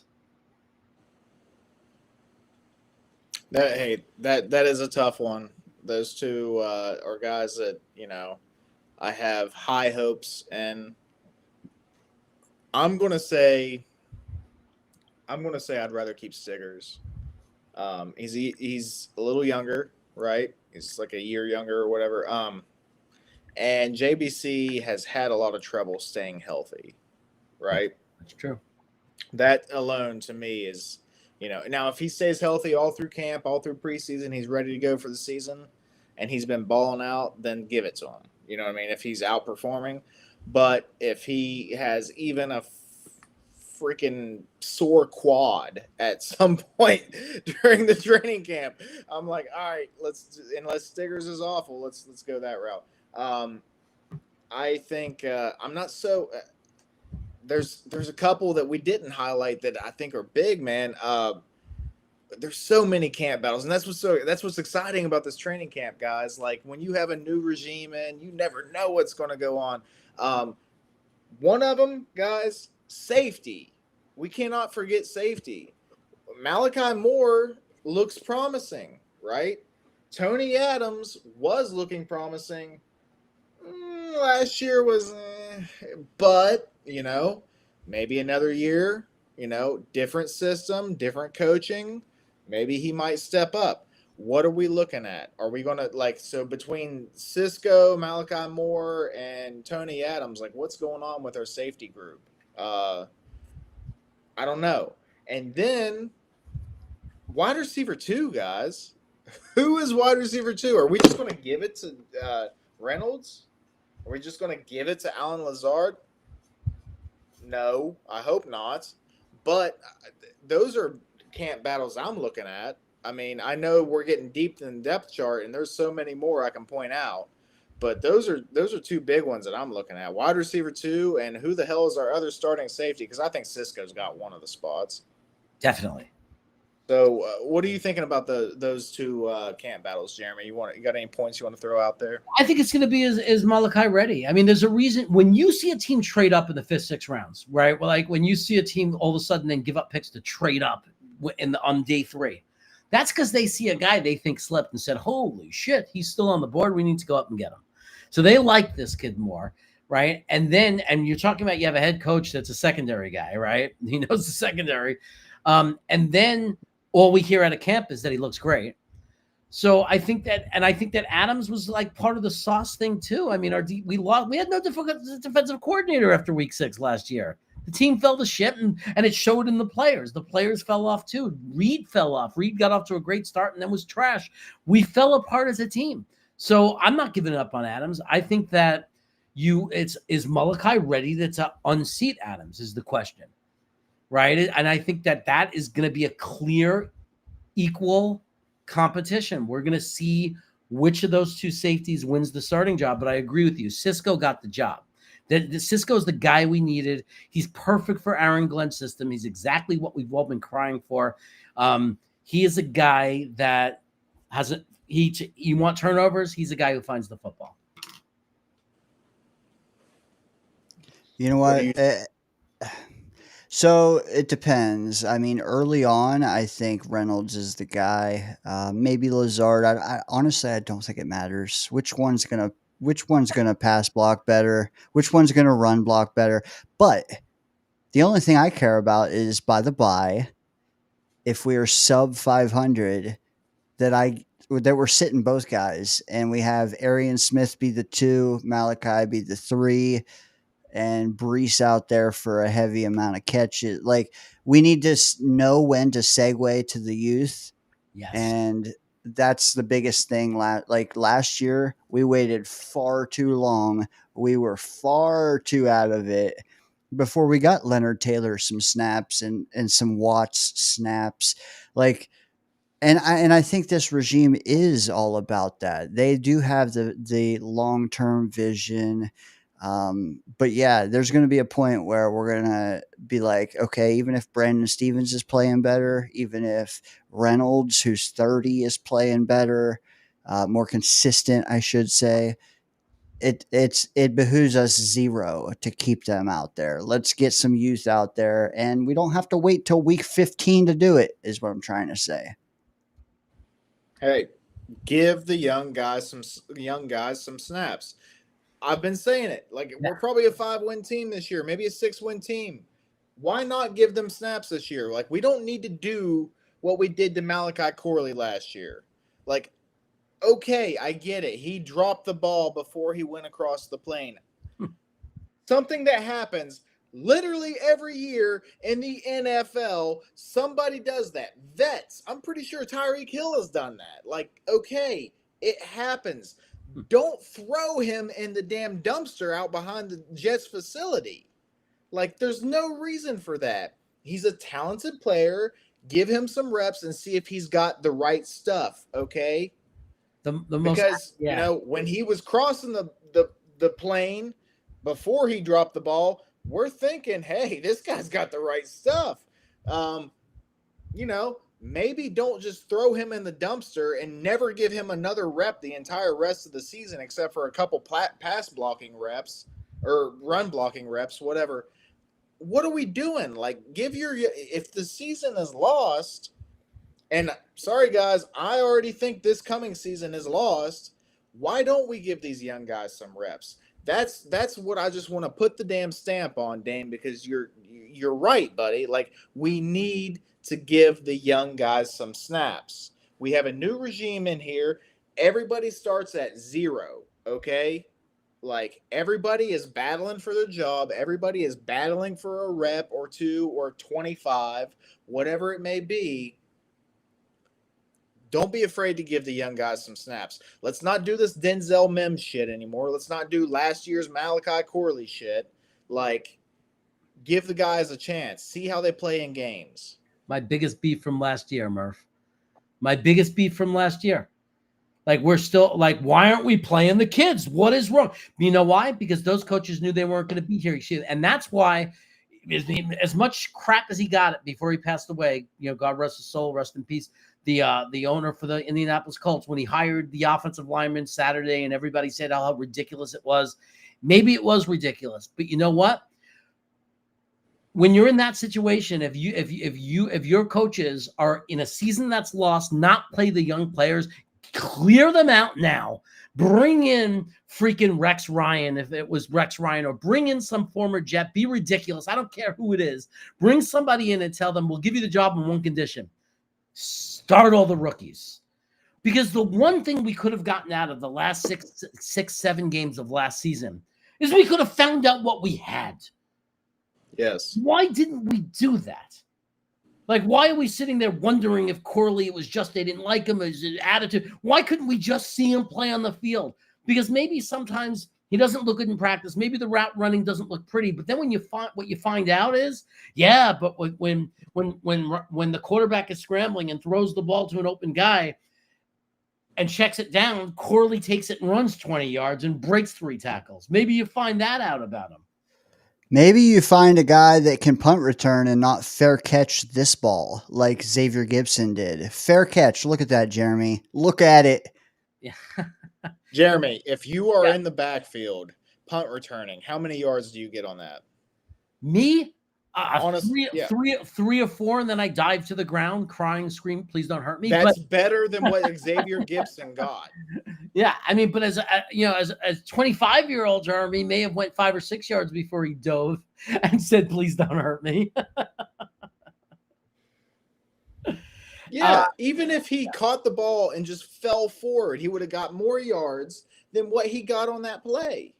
Yeah, Gibson is the example of a player who, because of one great play and one great moment, got the rest of that season and a whole nother season of being absolute garbage and getting to stay and have a job because of one freaking play. And that's the signs of weak coaching. Like, yeah, he had that one magical play against Buffalo. I get it. But every game after that, he's a WR5, WR6 practice squad, fast guy in an emergency. You bring him in, he's capable of being coached and running routes fine kind of player. That's what he is. So the fact that he was returning punts and still having a role over Corley in the last 6 games when the season was over Corley, you were using him, was just the most inexcusable. It was sabotage. That's how bad it was. It was like they knew they were on their way out, and they said, "Screw this team." It felt like a sabotage, that this coaching staff was sabotaging the future of our team by not letting us play those young kids and seeing what they could do. I am with you 100%. It's not even the lack of production for me. It's the fact that the eye test, man.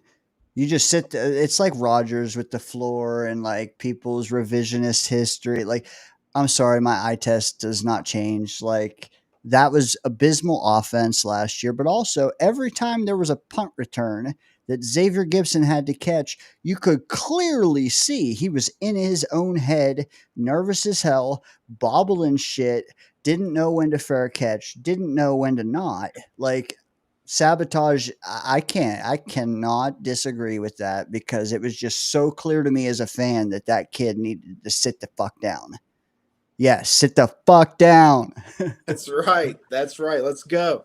Hey, and that's the one thing. It's like, we complain about how they didn't want to give the young players any reps or whatever, but there was 2 guys that got more reps than they should have got, and it didn't make any sense at all. It's just like the coaching staff picked their favorites, and Xavier Gipson's one, Michael Clemens is another. Like, why not give like Watts and those guys? Like, we had a lot of like somewhat promising undrafted free agents that could have got some reps, more reps than what they did. But no, Clemens is out there running 3 yards behind the running back and never going to catch him. Yeah.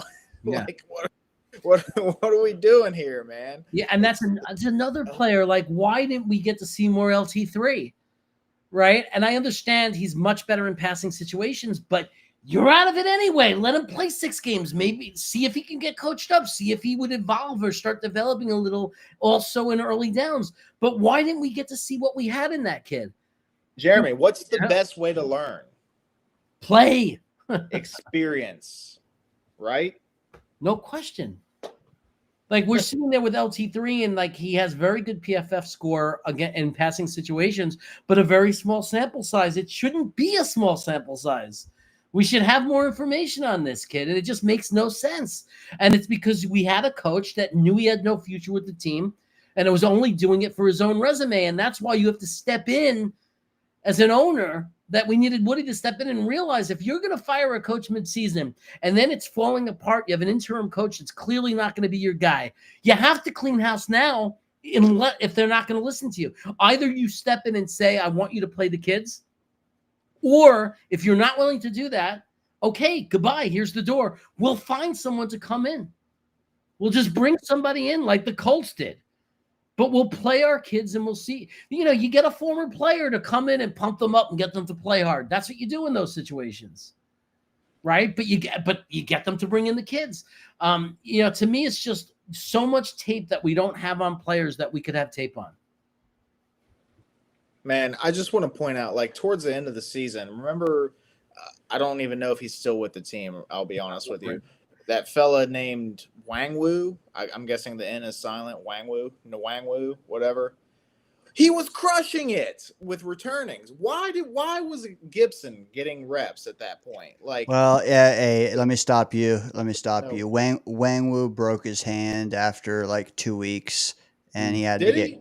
Yeah, Okay. he did. Yeah, My yeah. mistake. But you know what? You gave me a perfect soft toss, Murph, because you were talking about Wang, and I'm just going to segue right into Joy Taylor's nephew, and mention how we finally signed Mason. Thoughts on the contract situation with Mason Taylor being rectified, Jeremy, heading into training camp? We have zero contract disputes. Thoughts? I was never worried about him because none of the other second rounders, he went right in check with all the other second rounders. It was just the agents and the players they moved on from the first round guaranteed money argument. This was, for the last 2 years, been their play. They're shifting to the second round to try to get second round players more money. That was an agenda for the agents and the players that, the last 2 years. And this year that's continuing from last year. One day you might see it slip into the third round, that battle, that fight. But I was never worried, because when you look at the deal, they gave him 9 of the 10 million was guaranteed. Do you really think that on either side, like whatever they were negotiating, would we have let him sit out over $1 million spread over 4 years? Like, we gave him 9.1 million out of 10 million guaranteed. You're telling $900,000 we would have let him sit out?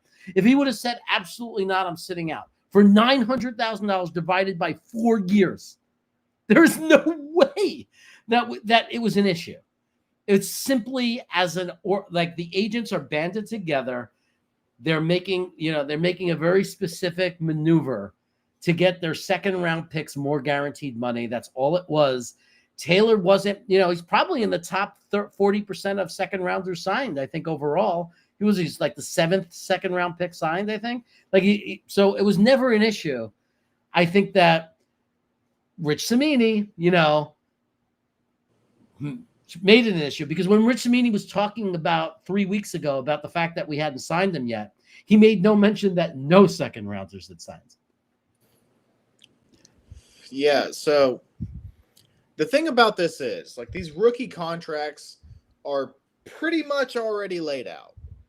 So I never panic. The only time I'm ever going to panic over a rookie contract is if they're popping off at the mouth, and I'm talking like late, like into training camp, or like we're looking at preseason week 1 and they're popping off at the mouth talking about holding out. Like, if it gets to that point, that's when I start to worry. Before that, I have no qualms. Most of these things, the reason it takes so long is more just like little language things more than the actual money, because the money doesn't really change. Some of the guaranteed might change or whatever, but like it's laid out, man. These draft picks are laid out. So there's not that much to negotiate. A lot of it's just like stuff like no trade clauses and just little language differences, So no, I was not worried at all. I knew he was going to be signed, and look, Mougey got him signed along with 2 of our guys that needed extensions done in the same week. So Mougey's on the ball, and we're ready for training camp.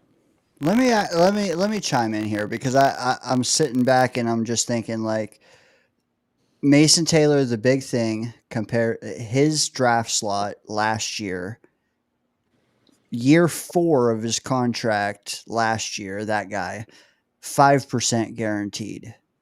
This year, we bumped Mason up to 60% of his 4th year is guaranteed.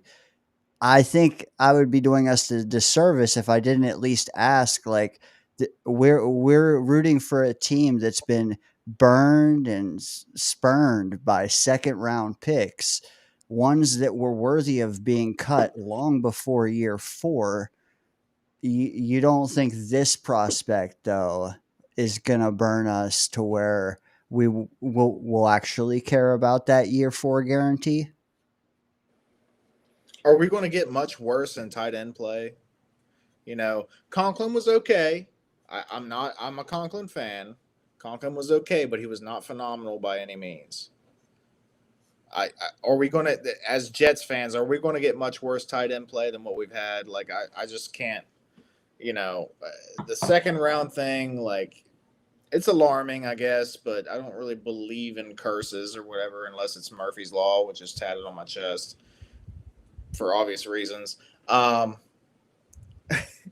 The curse thing is, whatever. Like, we will have second round picks that will hit eventually. We just got to get the right guys in there and get the right coaches in there that's going to coach them up. Mason Taylor has a head start. He has an NFL pedigree. His family, not even just his dad, his family has been around the NFL. Even Joy Taylor talks about it for a living. Like, the kid has been around ball all his life. He's got a head start. He's been around probably professional NFL players all his life. He's been taking tips since he was 13. Like, like I'm not concerned about it. Like the curse thing is whatever. Like, I think if you think it's a curse, I think Mason Taylor's breaking it. I'm putting that right there now. And Jeremy, are you worried about guaranteeing more of a second round pick, New York Jets, year 4? I don't care about a $10 million 4-year contract, how much of it's guaranteed. I think if you believe in, if you believe in your second round pick, if you're drafting a player in the second round, especially in a draft like this one, this was a very strong, very not at the top 10, very weak top 15 players compared to other years, but it was a very, very deep draft, one of the deepest we've had in a very long time. So these second round picks were very, very highly rated players. They were very capable players. And I think we got we got my tight end 3. If you said, Jeremy, which of the tight ends has the best chance to end up being better than either Warren or Loveland, like who can actually prove the experts wrong, before the draft, I would have told you Mason Taylor's my guy. So I just don't think it's enough money to care about. And I'm not saying it's nothing. I don't like to throw away money, but when you have the league minimum, pretty much, any player that makes 1.5 million, and you're talking about a second round guy is going to get a guaranteed 2.5 million. I mean, what are we really talking about here? You know what? That's a great point, because we're talking about like $1.5 million in year 4. If we were to have to cut him prior to that, you're talking about like $1.5 million dead or $3 million dead. It gave me a chance to bring up our 2025 dead money, and I just wanted to look at that real quick, because this is the largest sums of dead money in the league this year. Here we are, sitting at the 7th highest. We have 63 million that is wasted on guys no longer on this roster. And I don't want to look at it for long. I want to go into our 2026 dead money, and you'll wonder, like, how do we have dead money next year? Well, Aaron Rodgers, we deferred a lot of his money into next year. Let's look at it though. Next year, we already have 42 more million dead. So between this year and next, it's like $100 million dead money. And I bring that up just to reaffirm Chaos's point, as Murph has some heartburn there or something. That 1.5 or 2 million or 3 million, who the hell cares? Because it's going to be after this 100 million that this new regime got tacked with from the prior regime. And you know what? Another thing that's awesome, Garrett and Sauce won't cost a lot until after this 100 million is off the books. Their larger sums is kind of just going to replace some of it. So we can still build the roster around them just like we're doing now. But with the caveat of, if you add a rookie quarterback, that frees up money. Plus you get rid of some bloated contracts. We're going to make this team Glenn's, but yeah, Mason Taylor, not a needle mover. Stupid holdout. We should have just gave it to him a month ago, and we should have been the Trailblazers. Yeah, I think it was the owners versus the players. It was it wasn't the Jets. It was a football thing. It was a players union versus an owners thing. It was a shift in that. And you see how fast it fell in line. Like, as soon as they started signing him around, and we gave him the deal. A lot of that dead money is, guys, this is what happens when you scream trade for Devontae Adams. And, when you have the Jet fans that every time a player becomes available for trade and contract dispute not being paid, and you scream, bring in that guy, bring in this guy, understand, if it doesn't work, this is the price. This is what you have to do. Like this, the 25 dead cap. It's not just Aaron Rodgers. It's freaking Devontae Adams. That's a pretty heavy hit too, and that's what you get. That's why we got him cheap. We didn't get him cheap. We got him at the hit to the cap. But I'll tell you the best part of this: we're rebuilding now. We're young now. If you're gonna have a big dead cap, these are the 2 years to have them, because we don't have an expensive quarterback. We don't, right? And we're probably going to draft one next year unless Fields works out. We're drafting one. So this is the time to have that big bill, right? Of to absorb that dead cap. We're rebuilding with young players anyway. We're not all in. We're not all in. We're not looking for free agents. We don't need, this is the time to not have the money. And then the other thing is the contracts of Sauce Gardner and Garrett Wilson. We're not feeling that until 2027. Right. So we're not being hurt that by it. We're just we have them on their rookie deal still for the next 2 years, which is nice. So at least the pain of that Aaron Rodgers, dead hit and the Devontae Adams dead hit, at least it's happening not at the time where, oh my God, we're 2 players away, but we can't get them because we have all this dead cap money. No, we're rebuilding. We're a mostly young, cheap team anyway. We don't have the expensive quarterback. So by the time we're ready to really make a serious run as we rebuild this team over the next 2 years, when we look to 2027, we're going to be in perfect position. Yeah. So, hey, the thing, Dane, you mentioned, like, Sauce and Garrett aren't going to be part of this dead cap, now that we have them extended and so on and so forth. I just want to say, I hope they're never part of the dead cap, not until they retire, Like that's the hope with those two guys, because I think they're just phenomenal dudes, phenomenal players. The Mason Taylor thing, like, Jeremy, you said it, dude. I'm not going to fret over 10 million. Like, I'm not going to fret over this. Like, we've given out, as Jets fans, we know we've given out way worse contracts than giving a rookie to, whatever. Like, Dalvin Cook, guys. Anybody remember that? How much money did we give Dalvin Cook when anybody that watched the tape, that truly watched the tape, that watched, that listened to Nani, listened to Blue, watched the breakdowns, they knew what we were going to get out of Dalvin Cook. Nope, we still threw, 13 million at him or something like that? Come on, man. So, no, I'm not freaking out over Mason Taylor in no shape, way, or form. Yeah. Jeremy, as we wind down here, I'll get you to plug stuff here in a few, but like we threw a lot at you. We threw Mason Taylor at you, Garrett Wilson, Sauce Gardner. Is there anything that we've maybe left out? Like you kind of got Jermaine, who's kind of in contract limbo. We got AVT in contract limbo. It doesn't have to be limited to those guys, but is there anything else maybe you want to sound off on before we let you go? The one thing I want to say is I was a huge Braylon Allen guy last year going into the draft. And I didn't know we were going to take any running backs I didn't know what we were going to do. And I got to say, after watching last year, I still am excited about Braylon Allen, and I think he's really good. But I also think that not enough people are talking about Isaiah Davis. Like, I really feel like that at first it was Braylon Allen the first 8 games backing up Brees that looked like the guy. But Isaiah Davis really came on strong to me the last 7 games that he was playing. And I think we got a really exciting room. I'm hoping Brees Hall's going to, like, with this new coaching staff, new scheme, offensive line, whatever.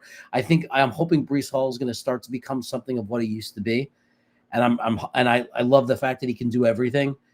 But I'm really excited about these 2 kids. And I just want to say, I want to end all the talk about Braylon Allen only. And I want to say Braylon Allen and Davis, and really talk about the fact that I don't think we have a 2-headed monster. I think we have a 3-headed monster. Yeah. So I think you're absolutely right. Like, there's still something to be excited about Braylon Allen. I think that he serves a role in this team. He serves it well. Dame was keeping track of the stat last year. Like, in short yardage situations, I mean, there was hardly anybody better. in the league last year. He can keep that going and even build off of that. Isaiah Davis, as you said, like that last like 7 weeks or so, he performed.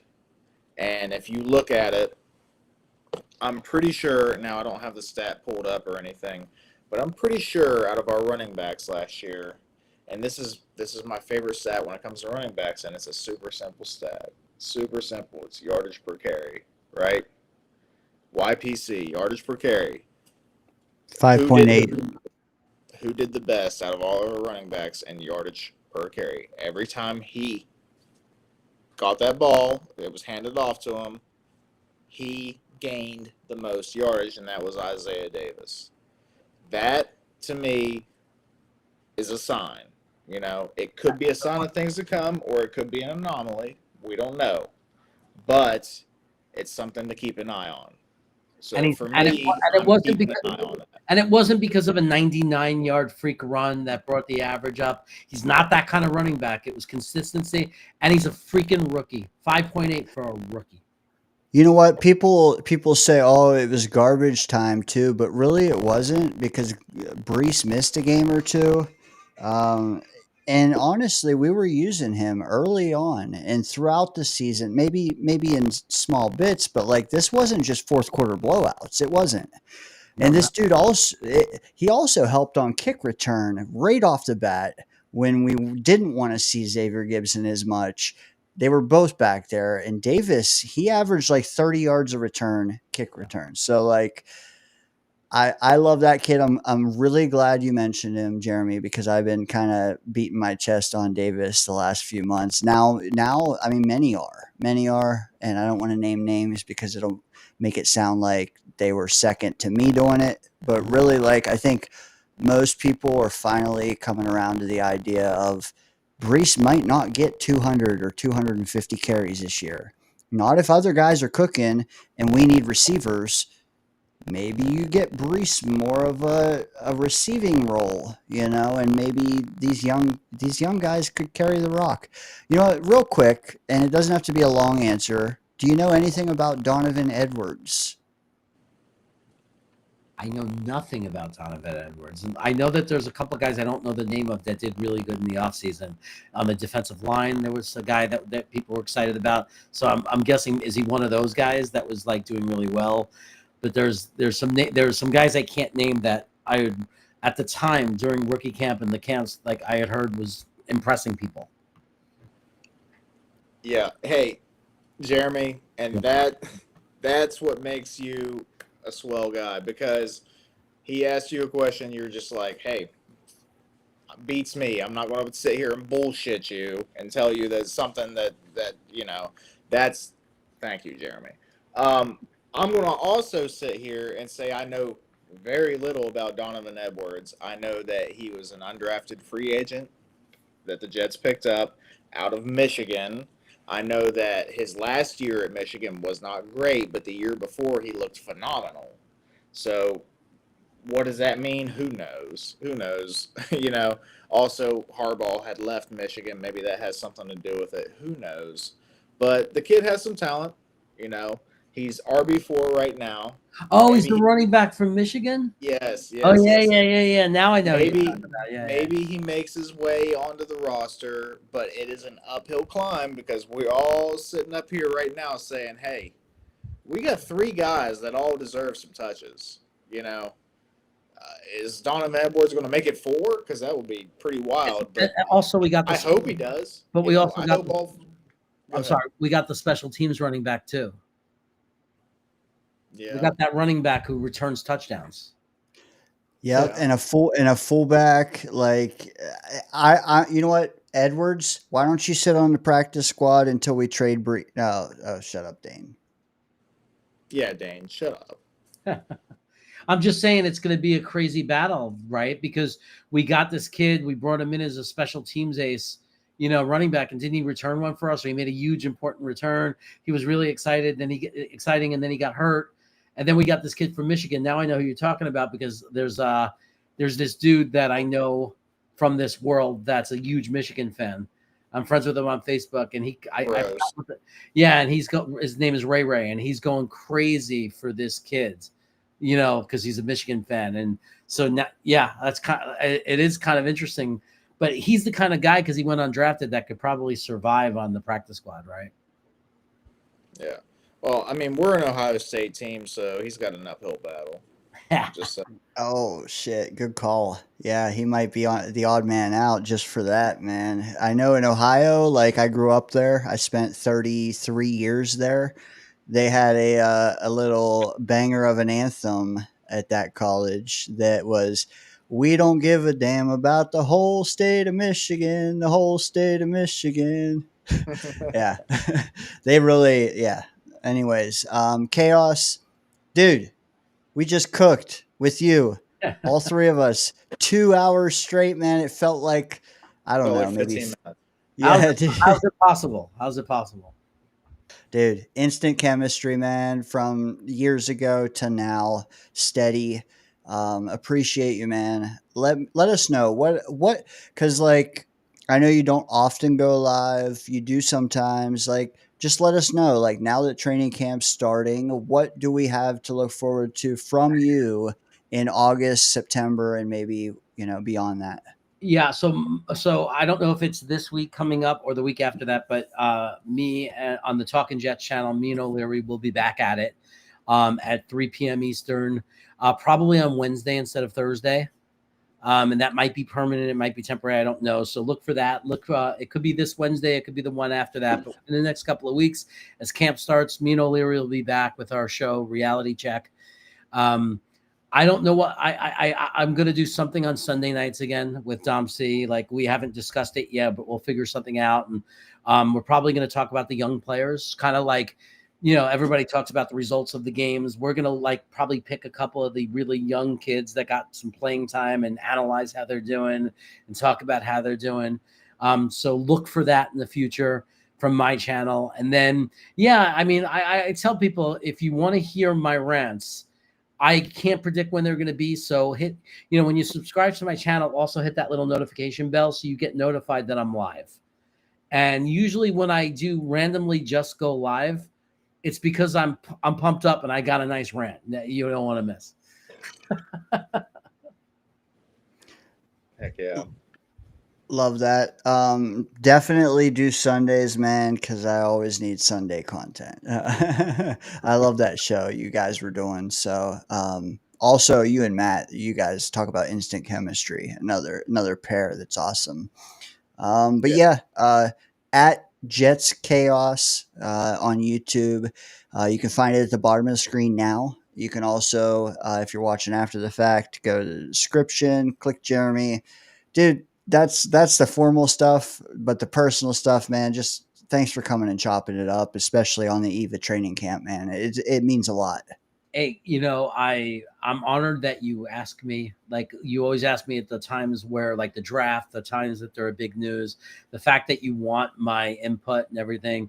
I'm flattered that you invite me, and I appreciate it. And your audience is my favorite people. These guys, Rich and Chris and Jake, and Charles is out there. I mean, all these guys, these are my people. These are people that were with me very early on for a long time. You attracted the best people and the highest quality people. Murph has been supported me when I started. So it's just, I'm flattered. And if I'm supporting you in any way and making you guys happy, that makes me happy. So I appreciate it.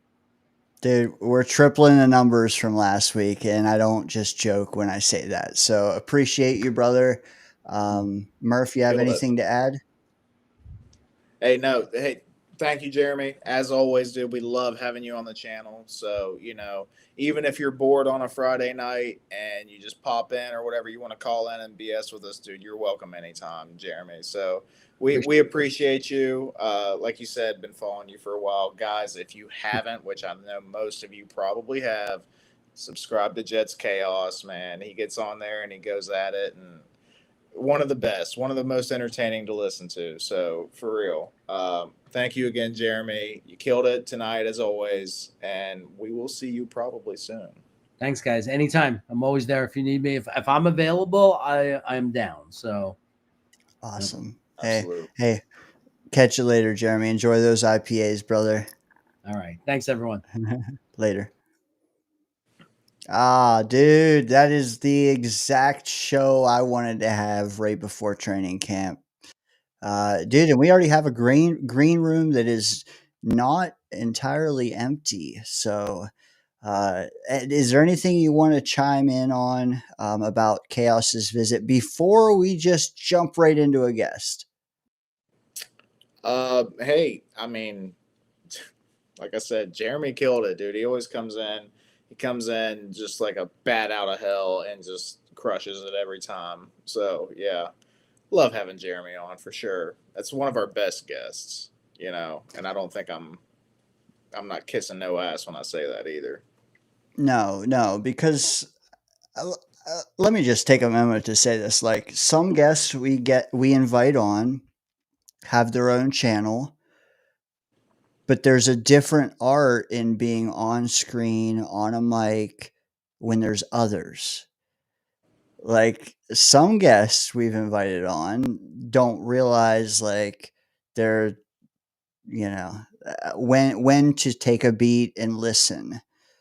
Jeremy, I feel like, can do whatever you need him to do. If you need him to pick up some slack and riff for a little bit while you go and take a leak, or if you need him to, just be one of 3 takes on the screen, he's adaptable. He can read a room. So yeah, I do not disagree when you say that he is one of our best guests. But also he's in the Western time zone, so like that gives him bonus points. What are you trying to say, Dane? You trying to say I need to move? I'm just trying to say he just gave us 2 hours and not many guests, as I fumble my shit. Not many guests give us 2 hours straight, pure jet talk to the vein. If you're watching on Twitter, on YouTube, you gotta come to YouTube and throw a like, just for the simple fact that for the last 2.5 hours, really, we've talked nothing but Jets and we haven't played in over 6 months. So, hey. It's a good All right. point. That's an I'm excellent just point. All right, bring him out. Bring him out. Yeah. Let's see. Where's it at?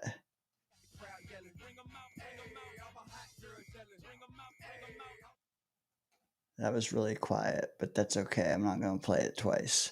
1 second. I think he is. Well, he's partially available. I see a really strong arm. Oh, there he is. There he is, waving to me. Oh man, I just had deja vu of a guest in the green room waving at me all the time. Anyways, this guest, absolutely love him. He is usually our Lindor of callers. If that makes any sense to you Met fans out there, this is our Lindor. He is ready to be the team captain. Without further ado, the one, the only, and I mean that, Charles Gorman. Hello, everyone. Charles, what's up, buddy?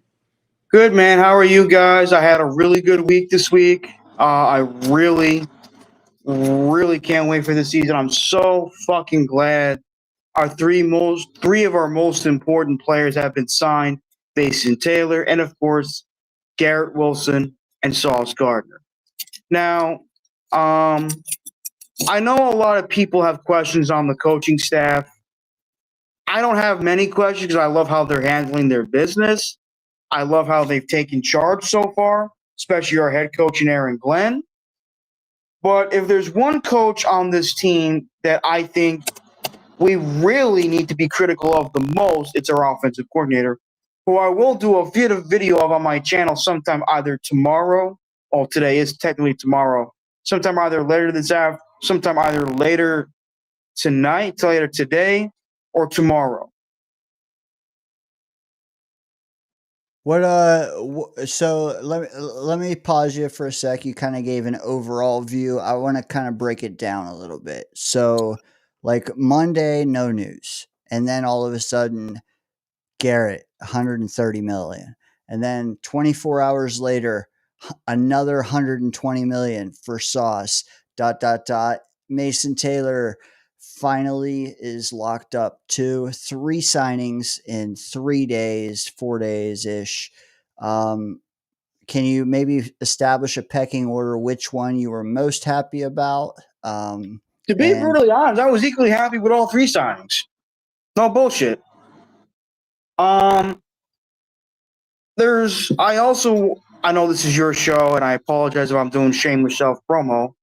I was gonna do a video sometime in the afternoon or later, or a little bit later in the afternoon, where I state where I believe and strongly believe that Justin Fields is due for a breakout season.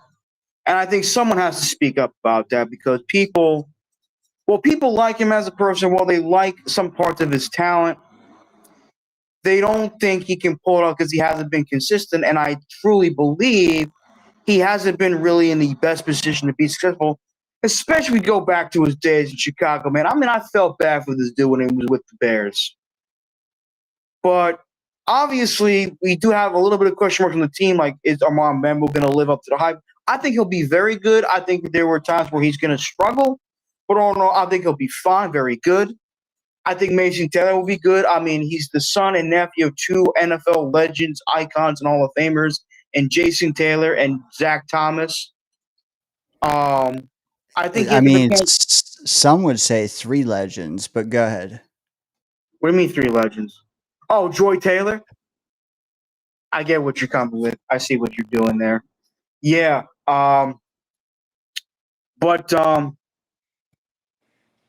Lost my train of thought there. Oh yeah. I definitely think he could best be the best tight end we've drafted since Dustin Keller, who we all loved for the most part. Was an above average blocker, was very athletic, was a very good route runner, had a solid pair of hands. But I think with this coaching staff, I think he could be better. I know the greatest tight end in Jets history is Mickey Schuler. That is without question so far. But I think Mason Taylor could be that guy for the next 4 to 5, maybe 10 years if the Jets really like him a lot, if he produces, if he stays healthy, yada, yada, yada. But as for Brees, look, I love Brees. I still think he's the best running back we've drafted since Freeman McNeil. But I think what's the problem with why he's been, I'd say, very good, but not great, are a couple of things. One, the coaching. The coaching has been fucking ass. Not with this regime, with the previous regime. And number 2, his inconsistent vision. You know, one of the best running backs that I felt that had very good vision. You may remember this guy. Played football at Oklahoma. Put up the greatest rushing season in Dallas Cowboy history in 2014. DeMarco Murray. And I remember talking to a Cowboy fan about that in regards to Madden 15. He said, man, I like DeMarco better than Ezekiel Elliott because he had better vision. DeMarco Murray, what made him a very good running back, at least in my opinion anyway, was not only his size, his speed, his ability to cut north and south and hold on to the football and catch out of the backfield, was his vision. He had excellent vision. Let's go back to Le'Veon Bell with the Steelers. He had great vision. He was patient. He had great vision. One of the all-time great running backs had a vision. And I'm not saying Brees doesn't have any vision, but he's inconsistent with it. And I think that with this coaching staff, he can probably be somewhat what he was like when he was playing football at Iowa State, where he was scoring touchdowns in 20-plus consecutive games like there was no tomorrow. I'm not saying he's going to do that this year, but what I will say, he could have a 1,200-yard, maybe a 1,300 rushing yard season with a few hundred receiving yards as well. Now, as for our other 2 running backs, I think Brendan Allen would have a huge role. I think Isaiah Davis will be a bit of a contributor as well. I think if this offense is schemed and utilized properly, watch out. Now, as for our win-loss total, I'm expecting nothing short between 9 to 11 wins. I know you guys say 5 because, you know, we're the Jets. They haven't proved anything yet. But we got talent. I mean, I think we can beat the Steelers. Their offensive line outside of their center is shit. Aaron Rodgers is not the same. He could be good for the Steelers, but I think he's going to struggle week 1. Bills are a tough opponent, even when we play them at home. Tampa Bay's not world beaters. Dolphins are a soft-ass team. We got Dallas. They're talented. We'll see what they're made of. Then we got the Broncos. Then we got what? Oh shit. I had their schedule in front of me or a while ago, then I X'd out of it. But I'm saying I look at our first five to 6 games, and I see most of them as winnable games. I'm not saying they're easy peasy, but I do see most of them as winnable games, especially the Buffalo game. We played Buffalo tough at home the last few years. The only time the last time that I can remember where we got the shit kicked out of us at home by Buffalo was in 2021. I think we gave up like about 50 points to Buffalo or some shit. I completely forgot, but it was an ass whooping. Yeah. But I definitely do think that we could challenge Buffalo. I pray to God we better kick Miami's ass. We should be able to challenge New England, even though they have a very good coach, in my opinion, in Mike Vrabel, who was a very good player in real life. You know, I understand we got a somewhat of a tough schedule early on, but they're not. But, you know, as Lieutenant Thomas once said, any man can be beat on any day. So, obviously, I know people are saying, well, in 2010, we had a really solid roster. I do think we have an overall solid roster this year, but we'll see what the hell happens, you know? I'm tired of another losing season. I don't want another losing season. I know you guys don't want them to lose. I'm not doubting that, but what I'm saying is that I think we could shock people. I'm not saying we're going to go to the Super Bowl and win it. I think we can make the playoffs, maybe win a playoff game, maybe not. Maybe compete for the Bills somewhat for the AFC's division title. Who knows? But I definitely do believe in the coaching staff. For the most part, I like how they're conducting themselves. I like how they're handling their business. I love how they've gotten the respect and appreciation of the locker room, because Quentin Williams especially, he hated Adam Gase, and he was very disappointed and disgusted with Robert Saleh and Jeff Ulbrich. Can you blame him? He was at Alabama. He was known for competing for national titles with Nick Saban. Then he comes to the Jets, and they're a shit show so far throughout his career. Hey, I have the schedule, Charles. Let me pull it up and you can pitch your take on it. Give me 1 second. Oh, wait. That's Josh Allen and Dan never mind, hold on. Yeah. That's not a bad photo. I know Dan All right. Orlovsky loves Josh Allen. Okay, here's the schedule. I see us defeating the Pitt. I said this in the chat. I think it's going to be mostly a defensive game. I see this being very physical. I know the Steelers have a very good defense, but you know they're without Minkah Fitzpatrick. They do have Darius Slay, who's probably a Hall of Fame caliber corner.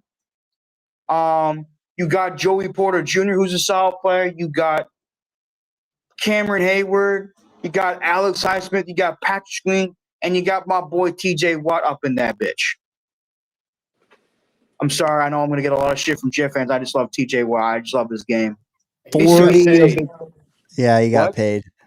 Rightfully He got so. paid big time. Big time.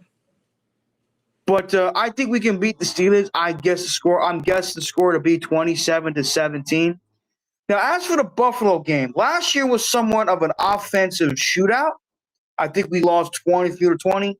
I expect this game to where the Jets lose by a field goal, 30-27. I know this may sound a bit ridiculous, but I think ever since Leslie Frazier left the coaching staff, the Bills' defense hasn't been as dominant. So that could be something the Jets could exploit. Then we got the Tampa Bay Buccaneers. As I said before, they're not world beaters. I can see the Jets beating them 20-17. Then we got the Miami Dolphins. I'm not over how we got our molested and manhandled by the Dolphins in the 2023 season. We couldn't even challenge them in the line of scrimmage that year. I want to see this Jets team with Aaron Glenn as its coach, with Steve Wilkes as defensive coordinator, embrace their inner James Harrison, a.k.a. Debo, and beat the shit out of the Dolphins because they're a soft-ass team. Their coach may be a brilliant offensive mind, but he's as soft as hell. I want the Jets to go in Miami and spray that fucking soft-ass team with a big old can of whoop-ass. 34-13 Jets. Then we got the Dallas Cowboys led by our former offensive coordinator and the son of Marty Schottenheimer, Brian Schottenheimer. This one is going to come down to Micah Parsons. Now, let me explain. Yes, we got Olu. Huge shout out to him. Interesting choice, Chris B. Like your 3-point game like that. I think 20-14. I say 20-17, but that's just me. Trying to think here. Oh, yes. I think we're going to lose to Dallas. I think it all depends on Micah Parsons. I know he's not as big as Amar Mambu, but he is a beast pass rusher. Can Amar Mambu and Olu Fashanu handle Micah Parsons? Because when we last played the Dallas Cowboys, he's destroyed our freaking tackles. So can our tackles do that? And as of right now, I'm going to say no, I don't give it to the Dallas Cowboys. I'd say we lose 20-10. Then we got the Denver Broncos. Last year was an ugly game. Yeah, it was a defensive slugfest, but I think we're going to beat them 27-14. Next up, we got the Carolina Panthers. Now, look, I don't hate Bryce Young. I think he's a talented quarterback, but he's been inconsistent. I understand he played a lot better down the stretch of last year. I'm not so. I think the owner sucks. I'm still not sold on the coach. I think the Jets should beat the Carolina Panthers. Maybe not necessarily. I would love for them to destroy the Carolina Panthers. They could. I'm not saying they're going to destroy them 47-3 like they did against the Rams back in 2008, which was a monstrous domination by that point by that team. But I think we could beat them 37-16. Then we got the Bengals. I see that as a loss. Joe motherfucking Burrow. That dude is the truth. Even if our secondary is cooking? Joe Burrow, man, he's the truth, man. To me, I think I'm going to probably do a video on my channel, which I think is the best quarterback in the AFC North between him or Lamar Jackson. But Joe Burrow is a bad motherfucker. He is the modern-day Joe Cool. He's calm. He's confident. He ain't cocky, and he gets the job done. I say the Jets lose 37-27. Then we got what else? Is that a bye week or is that the Browns at Cleveland? Oh, we're at a bye. So let's see. Win against the Steelers, a loss to the Bills, a wins against Tampa Bay and Miami, a loss to Dallas, wins against Denver and Carolina, and a loss to the Bengals. I see consistency as 5-3. Then we go to good old Cleveland against the Baker Mayfield less Cleveland Browns. Yes, they got Shadur Sanders. We don't know what he's going to be. They got Joe Flacco. They got some other quarterbacks. And they still have that disgusting pig in Deshaun Watson. Even though he's not playing this year, I still don't give a shit. Yes, they got a Hall of Fame defensive end in Myles Garrett. They got some Jerry Jeudy, David Njoku. I don't know who their running backs are. I know they got some studs in the offensive line. I do like their head coach. I expect the Jets to beat Cleveland. I think if they can, they got a double, if not triple team Myles Garrett. I wouldn't say quadruple team, but they got to chip that son of a bitch. And if they do that, dude, he cooked us so bad. What was it? 2023, like week 2. No, that was 2019. Oh yeah, I was thinking. Calvin Beachum Parsons. I was not a fan of Calvin Beachum. He had like 4 or 5 sacks that fucking game. I expect Justin Fields to go into Cleveland and have his revenge against them. And I'm actually talk about his first game against the Browns in my Justin Fields video. But I think he's going to get comeback. As the saying goes, payback's a bitch. I think the Jets will defeat Cleveland by the score of 24-14. Then we go to New England. I think we'll split with New England because Mike Vrabel's a good coach, in my opinion. I think we will lose to New England. I know people say it's my team. I don't care. I think we're going to lose 24-21. Then we go to Baltimore, where we go up against Lamar Jackson. Now, this, I think, is going to be probably my most anticipated matchup of the year. And let me explain why. I mean, Lamar isn't even the best in his division, but carry on, Charles. I think his team is more complete. I think John, I do respect Tomlin. I do like Stefanski. I do think Zach Taylor's okay. But to me, if you were to ask me who I think is the best coach in that division, it's fucking John Harbaugh. John Harbaugh is that dude. He's won with Joe Flacco. And even though he's yet to win a Super Bowl with Lamar Jackson, he's had success with Lamar Jackson. Lamar Jackson's got 2 fucking MVPs, man. And even though the Ravens defense is solid, not great, I think it'll be – plus Lamar Jackson, in my opinion, and to a lot of people, is the greatest dual-threat quarterback of all time.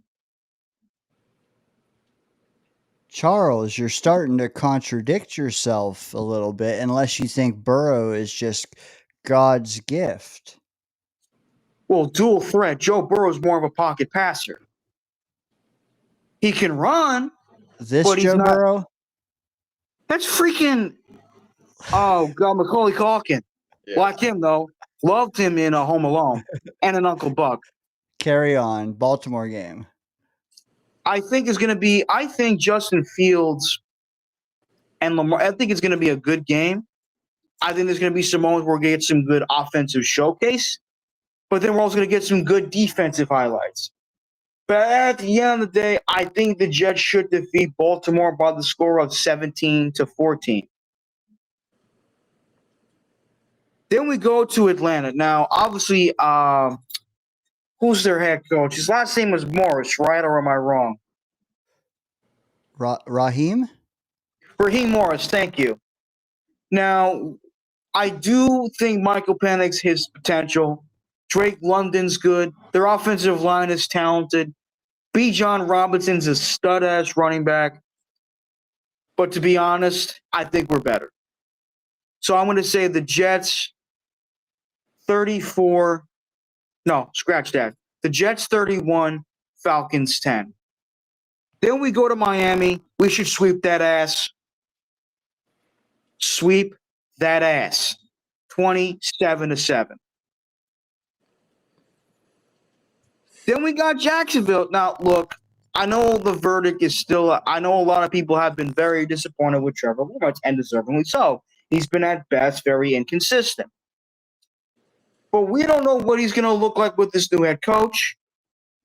So as far as I'm concerned, they could still be a pile of dog shit. So with that said, we should beat Jacksonville. Maybe not in the same like in the manner we did last year, maybe more convincingly. I'd say 25 but maybe I'd say from a physical standpoint, maybe not much in the scoring department, but from a physical standpoint, I'd say 25-17. Then we got here come the Saints. They're marching in. The Saints are marching in. Obviously, the Saints have totally regressed since Drew Brees left. But I think we should beat them. We don't know who Kellen Moore is as a coach. He could either be a good coach, a great coach, or just one of those WTF hires. So I think the Jets should beat him. Cam Jordan, Hall of Famer, but he's at the twilight of his career. We should beat the Saints. You know what? Hot take. We could, if things break right, go undefeated in December. True. I'm not arguing with you there. Fingers crossed with cherry on top with extra hot fudge. But I think we should beat the Saints because we don't know what we're going to get from them. So I am going to say 24-7. 25-12. Interesting score, but not how I.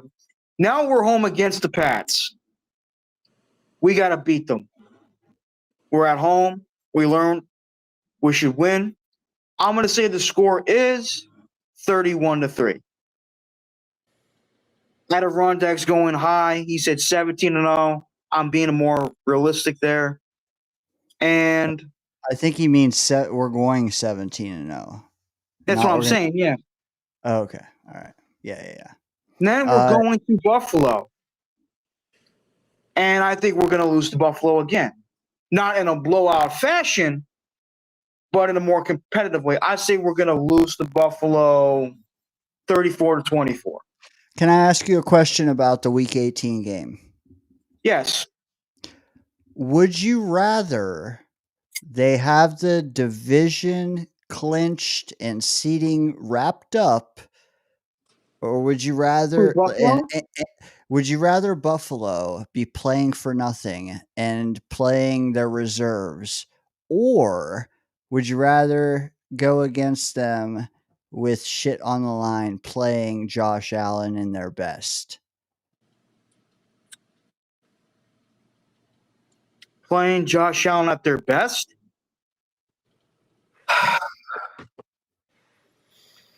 I didn't know if you were like more so leaning playing toward this year or more so like draft by then and, I think they should try to play Josh Allen at his best. I mean, look, if you want to beat the best, you got to play the best. We know Josh Allen is the reigning MVP. Look, I know last year a lot of players. Charles has this. Yeah, I know I said at least. I expect at most 9 to 11 wins. But this is just my prediction for what I've seen so far. Look, we could lose to Baltimore. I'm not saying we're going to beat Baltimore, but I'm saying we are definitely going to beat Baltimore. But what I'm saying is it's going to be a toss-up in that game. It could be a low-scoring affair. You know what? Scratch that. I'm going to say 17-14 Baltimore to make you guys feel better. I wish that was in MetLife. I really do. I do too, but it is what it is. And if we go 11-6 and somehow make the playoffs, look, Buffalo, in my opinion, I know Buffalo, screw them, they're our division, I get all that shit. I would want to beat Buffalo too, but Buffalo is the more experienced team. I'm not saying they're the more hungry team, but they've got more experience. They know what it's like to win. This team has yet to truly feel what it's like to be successful. Sean McDermott, I think, is a decent coach. He's a good defensive-minded guy. Josh Allen's the real deal. Their offensive line is great. They got efficient pair of receivers and tight ends, better tight ends than receivers, in my opinion. James Cook is an excellent running back. They got some studs on the defensive side of the football, even though I think they've taken a step back once Leslie Frazier left. But with that being said, I still think even if we play Josh Allen as best, I think we're still going to get swept by Buffalo. So at the end of the day, I see us finishing 3-3 in the division and finishing the season 11-6. I don't think 3-3 in the division is a stretch, Charles. I think some people look at your overall predictions and think that only 5 losses is a stretch, but I think and correct me if I'm wrong, I think you're more so looking at it like each one game individually, not the entire thing as a whole. Am I wrong in that? No, you're right. I mean, obviously I'm not saying I'm guaranteeing this crap. I'm just telling you what I believe from my heart, from my gut, for what we've seen in previous years, for what we've seen from our coaching, from our new regime so far. Also, I forgot to mention, I like that our current general manager is more proactive than our previous general managers. He's getting shit done. He cares about our players. They care about the fans. Holy fuck, we look like a legitimate franchise for once. Oh my God! But no, seriously, with all due respect, I think we could make the playoffs this year. We should strive to win double-digit games. Enough with the, when I hear about Jet fans wanting us to tank, it just makes me fucking sick to my stomach. Like, why would you celebrate bad shit? It's like your son or daughter comes home, gets his D. Look, Mom, I got a D on a test. And okay, I'll put it on the refrigerator. If my son or daughter went home with a D on a test, be like, what happened? Why didn't you pass the test? Did you study? Was the test difficult? I want answers. Like, you want better. We as a fan base should expect better. We have talent on this team. Maybe not as much compared to recent years, but we still got, as Jamal Adams would put it, dogs on this team. I'm not saying that Aaron Glenn's going to be the second coming of Bill Parcells. Bill Parcells is a different animal. I think Aaron Glenn will blend a little bit of Parcells, but also be his own person. That's what I think. Charles, I wanted to ask you, there was one particular game that kind of stood out to me there a little bit, aside from the Baltimore game. You had us beating Denver, right? Earlier in the season. I thought that was kind of interesting because Denver was a playoff team and they were kind of sneaky tough last year. I know. I'm not. Do you think that it's more of a Denver maybe regressing, or do you think that we just really have the chops to do it? I don't think they're going to regress. I believe in Sean Payton as a coach. I think Bo Nix is a good quarterback. I think they have a good team. Defensively, they're the shit. Pat Surtain, to me, no disrespect to our boy Sauce, is the best corner in the game. He won Defensive Player of the Year, and good for him. The Broncos, I think, led the league with over 60 sacks last year, which is insane. They have a good defensive coordinator, Vance Joseph, who, by the way, used to coach the Denver Broncos. Yeah. And I think they'll be a good team. Maybe not take the division away from Kansas City, but I think they'll make it back to the place. The reason why, because I think a lot of the Jet players from last year will have a team meeting. Like, look, last year when we faced Denver, we got the shit and we got embarrassed. Yeah, we lost by 1 point, but that game was embarrassing. We should have beaten that team. Because remember, Thursday night, we destroyed the Patriots 24-3. We're all like, yeah, we're back, motherfuckers. Yeah, then we go to Denver, first play of the fucking game. Aaron Rodgers gets knocked on his ass. And we're like, what the fuck just happened? I look at that game as some of these Jet players setting, like, look, we need to wake the fuck up.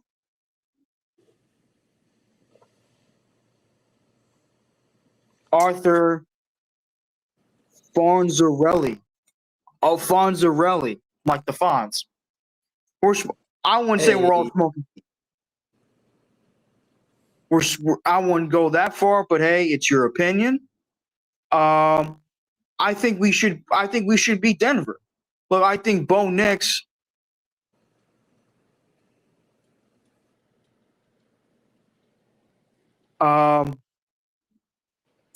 I think Denver will be a good team. But I think we should compete with Denver. I think we can beat Denver. Plus, we didn't have Jermaine Johnson. Tyron Smith was not very effective as left tackle. And Breece Hall, if my memory, who in his first 2 games against Denver ran buck wild all over that ass, couldn't gain a fucking yard against them. So I expect Breece Hall to be like, listen, man, I got to really run buck wild against this fucking team because they embarrassed my ass the last time. So I expect this team, for the players from last year, to have a bit of a revenge mindset. Now, I could be wrong, and Denver could kick our ass in London. We haven't won in London since, 2015, when Chris Ivory ran for close to 170 yards versus the Dolphins. Good recall there. What is it Chris with us Ivory, man, our last 1,000-yard rusher. That's true. Chris Ivory was one of my faves, man. Let me ask you this. Poor man's version of Marshawn Lynch, if you ask me. That's a really good comp, actually. I do think he's Timu Lynch. But let me ask you this, Charles, because we do have another caller behind you. I want to ask you, let's rapid fire. Okay. Quick 1 or 2 word answers. Okay. Are you ready for this? Yes, sir. Gibson or Corley? Neither. Ooh. Ooh, Moore or Adams? I'd say Moore. I don't dislike Adams, but I think Malachi Moore's got a lot of potential. Murph, you got one? You got a question? Not an answer, but a question? I was going to answer. All right. Reynolds or Lazard? Reynolds. Lazard's inconsistent. That's my guy. That's my guy, Charles. I hope we sign either Amari Cooper or Keenan Allen because to provide more depth, to provide more talent, and to provide more experience and leadership. I also would like Aaron Smith to make the team. I heard he did well in training, not in training camp, but in OTAs and in practice. He needs to improve on his route running and his hands. If he does that, look, we know this dude's got the speed, and speed kills in this motherfucking league. And he needs to. We haven't had a true speed threat, even though he improved his route running since Robbie Anderson. All right. I got one more for you, Charles. And I lost it. No, here it is. Okay. JBC or Stiggers? I'm going to go with Stiggers. I do like JBC, but I think Stiggers, I still like his story. I don't think he was coached properly last year, Stiggers. Plus, I would like to see our boy MC2, Mike Carter, the second rebound. I still think he's a very good player. I would say Ivory was underappreciated. I think he was beloved by Jets fans, but there were times where, unfortunately for Chris Ivory, he couldn't always stay healthy. But man, when he was healthy, he was a fucking beast. All right, one bonus question, Charles, and I say bonus because one guy is no longer a Jet. Morgan Moses? Who has a better? I could go a couple ways with this, but who has a better year, Derek Nottie or Javon Kinlaw? Derek Nottie. I know Derek Nottie disappointed last year. But first of all, Derek Nottie's a freaking nose tackle. Nose tackle's primary job is to stop the run. I know he was disappointed, but that's 1 year. From what I've heard, he's supposed to be a pretty decent player. Javon Kinlaw, he was a great player in college. So far in the pros, he has been very disappointing. Very, very disappointing. So I'm going to go with Nottie. Naughty over the guy making $45 million over 3 years. I like it, Charles. That's a hot take, and that's why we love your phone calls here, brother. Charles, have a good weekend, man. For real, for real. You guys. You too. I'm also going to the, if you haven't heard, I'm going to the Chef Kevin event on August 2nd. Okay, Dude. cool. Well, tell us more about that next week, but this week, plug your channel and tell us more about that video you're going to make. Okay, guys, since obviously it's almost 1 o'clock in the morning, sometime in the afternoon, I will do a live stream, but a very different live stream where I know a lot of my live streams, we just ramble on about random nonsense, but this live stream, I request nicely for you guys to stay on topic. I'm going to discuss why I think Justin Fields, our starting quarterback, hopefully for the whole season, is due for a breakout season, and I'm going to state my expectations in terms of not in terms of win-loss, but in terms of his statistics, in terms of passing yards and rushing yards. And after that, I will post in the link. And then once you guys call it, I want you guys to state your expectations, your predictions for his passing statistics and rushing statistics, and give me your reasons why you feel that way. Dude, Love it. I believe your handle is Charles Charles Gorman A. 5188. 55181 88. 5188 Charles Gorman 5188, guys. If you search that, it might be a little off, but it's coming up. 5188 after Charles Gorman. Find him on YouTube. Again, have a good weekend, brother. We'll talk to you more when camp is fully blooming, man. Have a good night. You too, man. Later. See you, Charles. Good night, buddy. Always a heavy hitter here in the Danger Zone on Friday nights with Murph. Man, another solid outing, man. Chat loves him. We love him. Always cooking, man. Always making me hungry too, because I hear all the cooking comments. But we got another one in the chamber. Murph, are you? I mean, I'm on the West Coast, so it's not even 10 here. But like, are you okay for another caller? I can survive another. Yeah, especially this one because I don't think we've had this one call yet. You know what? I don't either. I've heard his takes elsewhere. He has my respect, and I can tell him why to his face. But I want to hear his takes tonight because we've talked a lot tonight, and we've got a lot of takes. But I feel like we could use a little JT tonight. And if you don't know what that means, I think he'll correct you. But without further ado, coming into the Danger Zone hot. What is up, our brother JT?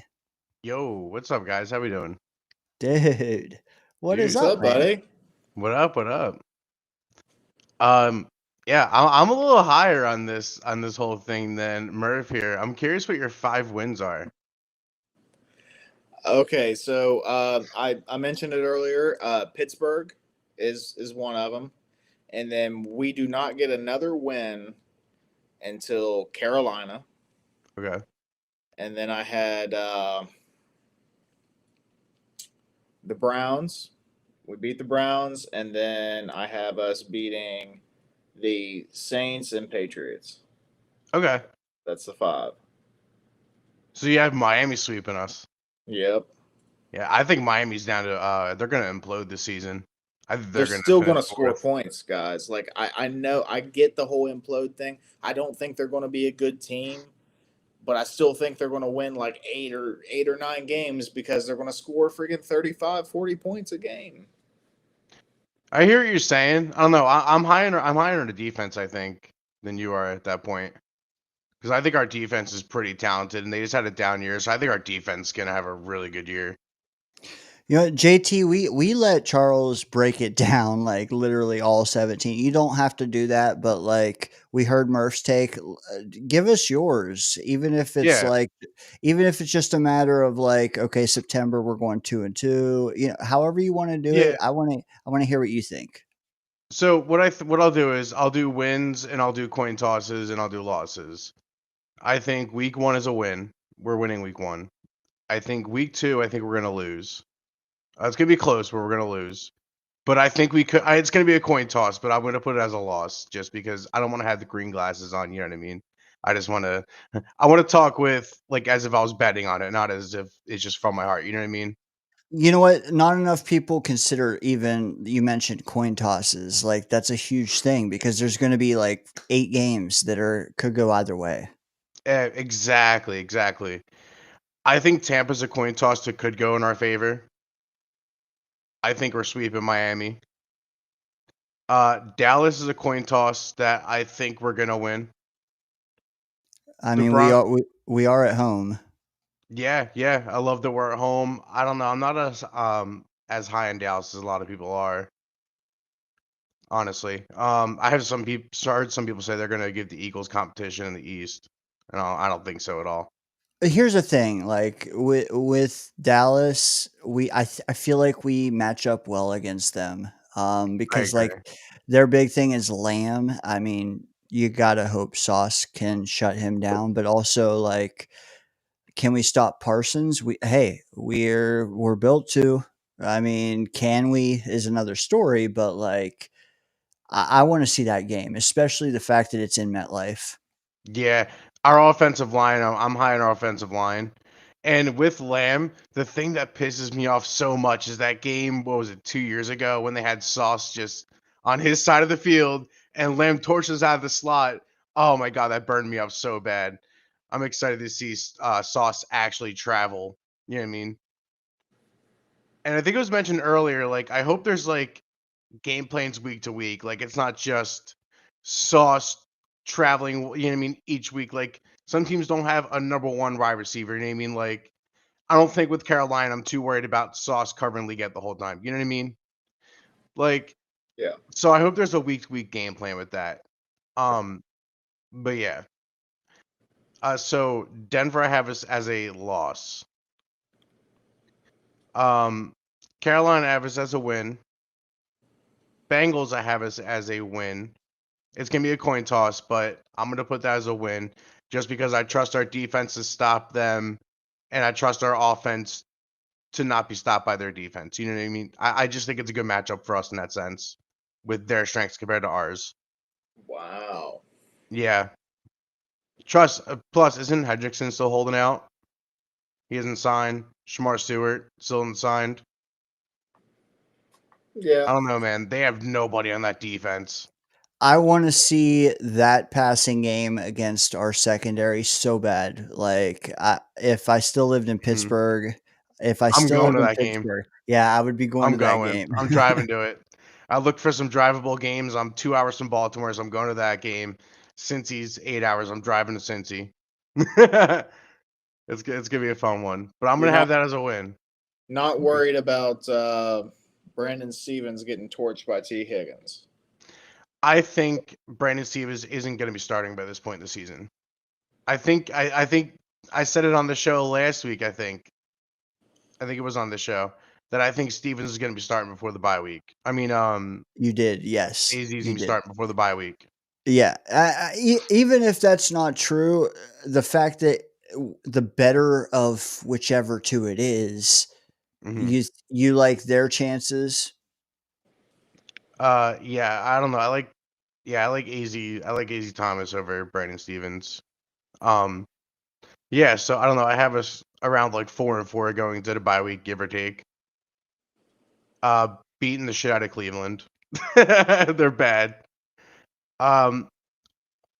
I have us splitting with New England. I'm gonna say that one's gonna be a loss, a really close loss right there. Baltimore is gonna be a loss, unfortunately.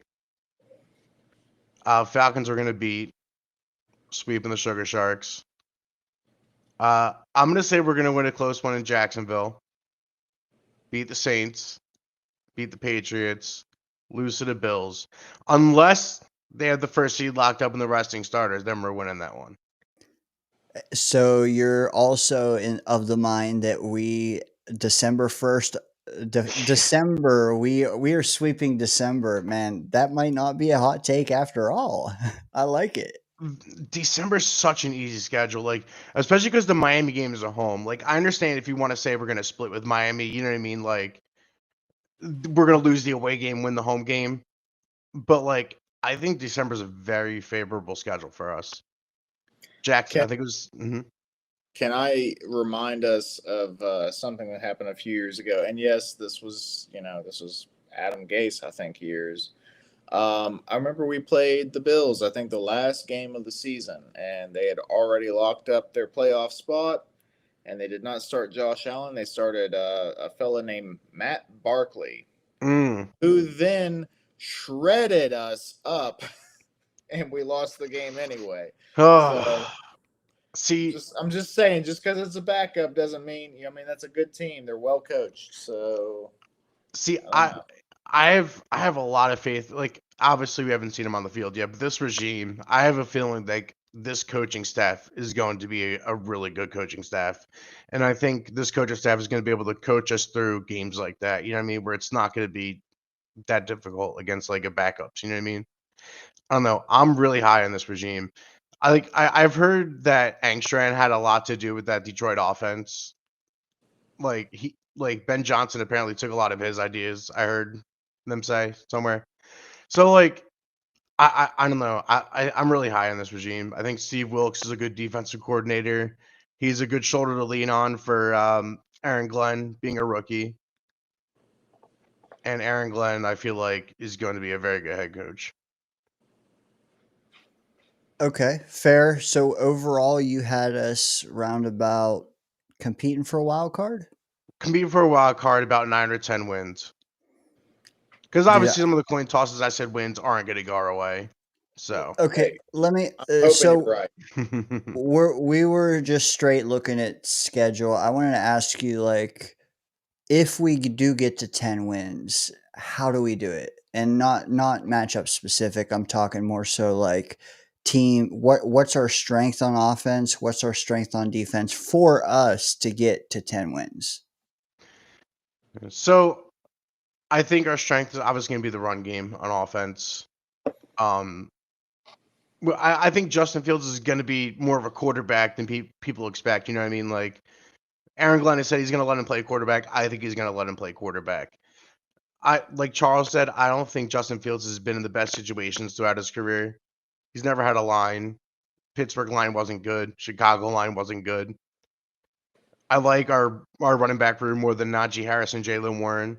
I like our running back room more than DeAndre Swift and whoever else they had when he was over there in Chicago. I don't know. I think our run game is definitely going to be a strength. Our offensive line is going to be a good reason why it's a strength too, probably. I'm high on our offensive line, so I think our running game is going to be really strong and lead us. I think his connection with Garrett, Justin Fields' connection with Garrett is also going to be a good one. I think Garrett Wilson's going to be a steal in fantasy. I'm excited for that one. He's apparently going to like the 4th round right now, and I think that's insane. But all fantasy topic. On defense, we're gonna have to be able to stop the run this season, and I think Derek Nottie, who you brought up in the last call, is going to be a good reason why. He's never. I mean, he's had Chris Jones next to him, so he's had a stud next to him. But I think he's going to fare well. I don't know. Well, he's I going to don't have think a he's stud that next to him now. bad. Yeah, he's had You Chris know, Jones next to him, but so do you think and Chris Jones is better than Quinton Williams though? well, yeah, Chris Jones is better than Quentin Williams. Right. So he's had a Until stud next to until him. Quentin proves otherwise, that's the case. Like, there's no doubt about it. But I also want to point out Jermaine Johnson's back, and Jermaine Johnson is an excellent edge setter. I'm excited for Jermaine Johnson. I'm not expecting him to be insane off rip, you know what I mean, coming back from the injury, but I think by the time he ramps up, like I don't know, week 7, 8, he's gonna start to be humming. Maybe after the bye, he's gonna be humming. I can't wait. Coincidentally, when our running game and O line hopefully is gelling, and honest to God, man, after that bye week, I think we're going to be a team that no one wants to play. It's I just, agree. I think the key though is how many wins can you get before that? And like you said, if we start out 4-4, we got a team, man. Yeah. 3 and It- 5 at the bye isn't bad. 4 and 4 at the bye is ideal, in my opinion. Now I got a question for you guys. How high are you guys on Will McDonald? Like sack number. What are you guys thinking? Well, now that we're talking about the weapon of mass destruction, I think that Will McDonald is good at what he does. Okay, he is not the best edge setter. Probably never will be. Can he improve? Yes. Hopefully he does improve. Hopefully he learns a little something from JJ. But Will McDonald is going for like 13 sacks this coming year. He's going to top his Okay. number this year. Yep, I am high on him as well. I'm thinking between 13 to 15 somewhere. He's going to be insane this year. And I agree with everything you just said. He's not going to be able to set the edge as well, but his spin move is absolutely disgusting. Disgusting. That's going to be fun to watch this season. Full year of development under him. I can't wait for that one. Yeah, absolutely. Yeah, Dang. you know, Oh, yeah. X Factor blew it, dropped a video on him. I think they're even they would probably say you're low, Murph, with your 13 at this point. It's insane. Yeah. His pros are so like his ceiling is so high. We just Mhm. got to get his floor up, like with the 15 pounds and all that. Like, if he can be a 3 down guy, the sky really is the limit because, like you guys said, that spin move is so good. It doesn't even matter if you know it's coming. So, Yep. if he can develop a second move, sure. But if also that first move is just that good, then And he, just set the edge even averagely, and we'll get him enough snaps to get to 15. Right. Oh, one more key to our defense that I didn't mention too. Turnovers. We need to generate turnovers. We need to get some more picks. I think on we will. Cisco. Yeah, I think Cisco's going to lead our team in picks. But yeah, we need to get Sauce needs to get a couple. You know what I mean? Like we need to work on getting interceptions. Because we were barely getting 5 a season under Salah. Facts. You know what I And mean? it was bullshit. Like, they would come in clusters and then you wouldn't have them forever. But Cisco leading the team, that's a hot take. I like it. I like it. He's gonna lead the team with about 7 or 8, I think. Hey, another underrated thing about our defense that could cause some improvement is Michael Carter last year was banged up Oh, pretty I'm much excited for all Michael year. Carter. He was Yeah. in and out. He was banged up. He was playing hurt. He was he wasn't horrible, but he was less than himself. You know, Mm-hmm. I think that Absolutely. having an off season where he can get healthy again and stuff, we can see him return back to being like a top 3 slot corner in the league. So that Yeah. that could make a difference as well. He had a back injury. You know what I mean? That probably did not really They heal throughout the linger. season. Yeah, They absolutely. yeah. Absolutely. I'm excited for another year of Michael Carter. Hell yeah. JT, we didn't talk yet about like camp battles. I know you kind of teased a couple guys you think are gonna win, their competition. But what about the guys we haven't mentioned, like Gibson versus Corley, or Okay. maybe even RB2, RB3? Do you have any hot takes with like the guys that really are like interesting? So I think Corley is going to win the camp battle over Gibson. I just think there's more upside with Corley. Um, Gibson is just a small speedster. You know what I mean? I think Corley has that like utility like kind of player in him where you know what I mean, like the Debo Samuel comparison. Like he could be used in more than one way than just a little gadget receiver. You know what I mean? Like I guess, a little short pass guy, a little quick, get open quick guy, like Gibson was. Um, as far as other camp battles, not really any hot takes on them. I think the running back room is going to be set. Brees, Braylon, Isaiah Davis third. I know some people are really high on Isaiah Davis, so I'm excited to see how that unfolds. We didn't get to see a lot of him last season, so you never know. I'm excited to see that. You never know what's going to happen out of camp, so I'm really excited for camp. I tried to get tickets, but the only day I could, I wasn't able to, unfortunately. I do think it's going to be one of the best training camps we've had in a while. Hmm. And I mainly say that not just because of Fields, but because of the tackles versus the DNs. Hmm. Yeah, That yeah, that'll yeah. be epic. Line Assuming versus line. Jermaine going to be like full go? That's probably not going to. It No. probably won't. But I would love to see it. He's gonna start training camp on the pup, from what I heard, but be ready for week 1. I think Aaron Glenn said, or he said probably. So most I likely. mean, he did say that like a month ago, but Jermaine's out here chirping in the streets saying, "I'm ready." Like, can we get him mid training camp maybe? Murph, I, do you have anything to say about tackles versus DNs or Jermaine's participation at all? I don't think that Jermaine's going to be a full participant until like maybe like right before preseason week 1. I think they're going to slow play it with him, and I think they should.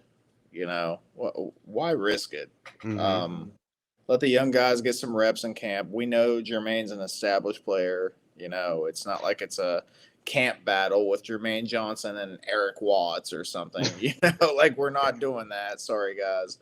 Um, Let the young guys get some reps in camp and stuff, and let Jermaine focus on making sure he's 150% ready to go. That Hmm. way he can hit it like a bat out of hell, man.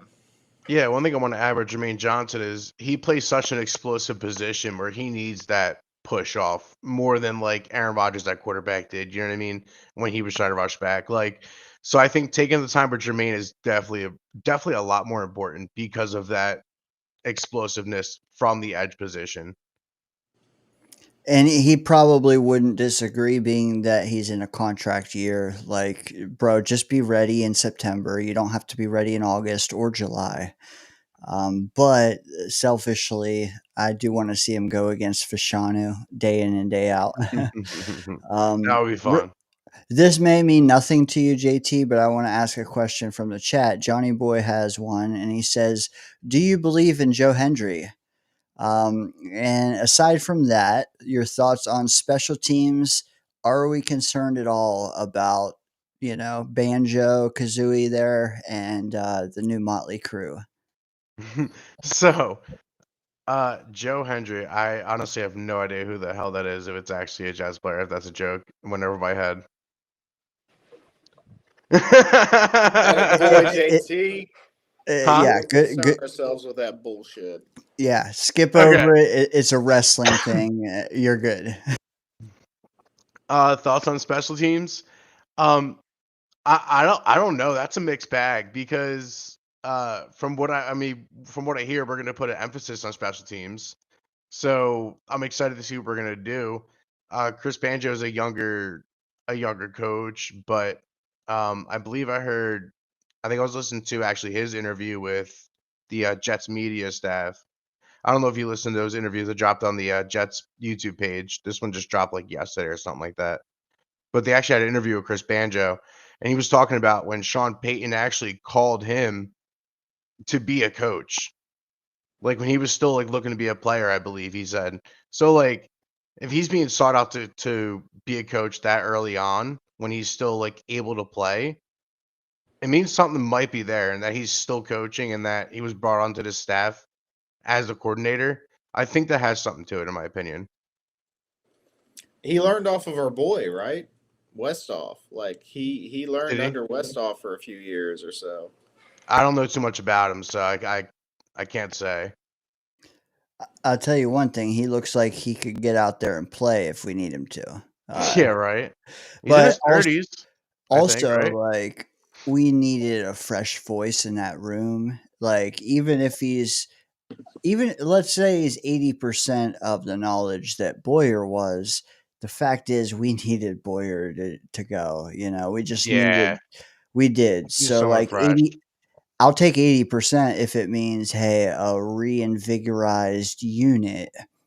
I mean, it's hard to find 80% of Keith Carter, but, like, I don't know, a half warm body at O-line coach, going to be a massive improvement there as well. So, like, even where we didn't get better personnel wise, the coaching, and I think you're big on that, JT. The Mhm. improvements in coaching are going to pay dividends.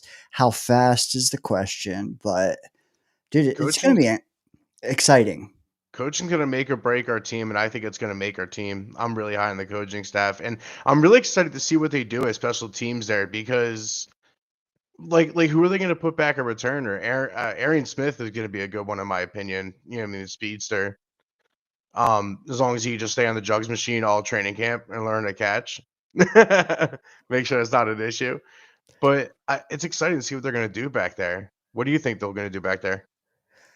I mean, Arian, he didn't return in college, but apparently he did stay after practice a little bit in OTAs and field some punts. I don't I heard about care I don't care per se who, as long as it's not Gibson. that. And that's well documented. But, like, on Not fair catch Gibson. no, no, man, not at all. Oh my god. Kick returner, I feel like Isaiah Davis should be your steady guy because you have two guys. Your steady guy, and then who can be our Is it Wangwu? Is it Arians? Okay, yeah. Daniel with the Wang, Arian I keep forgetting about him. Yeah, actually. Arian Smith, but like have a good guy and then a home run hitter, punt returner will be interesting to see play out. Who knows? Maybe it's someone that's not even a playmaker. Maybe it's like just a secondary guy. You know, where's our Right. Cromartie at? Yeah, yeah. No, yeah. I'm excited to see Dewangwu like returning kicks though, definitely. I keep, even though you guys brought him up earlier too, I keep forgetting about him for some reason. He's definitely on the roster though. I know for a fact he is. Thoughts on Zach Kuntz still on the roster? Who? No, I'm kidding. Cool, good for him, I guess. He's making some money for doing nothing. You know what? I just thought of Great something. answer. Kuntz needs to get him a nice a Dano beard to cover up that elongated neck that he's got going on, and then I Zach think he'll Kuntz. play football better. So And then he'll play football better. That's That's the key to honestly, success. that's a good take, JT. The fact that it's not a needle mover. There are some people that sing his praises, though, like Glenn I mentioned earlier from Jet Nation wants to see him. I'm over him, though. I'm over him. That Raz score, man. Yeah, and that's all it is, man. And I'm not just banking on that anymore. But anyways, Clemens, thoughts on him being still on the roster? He has NFL experience. So I think it's just depth. Do you care to see him? Do you care to see him moved inside? I prefer to see him moved off the roster.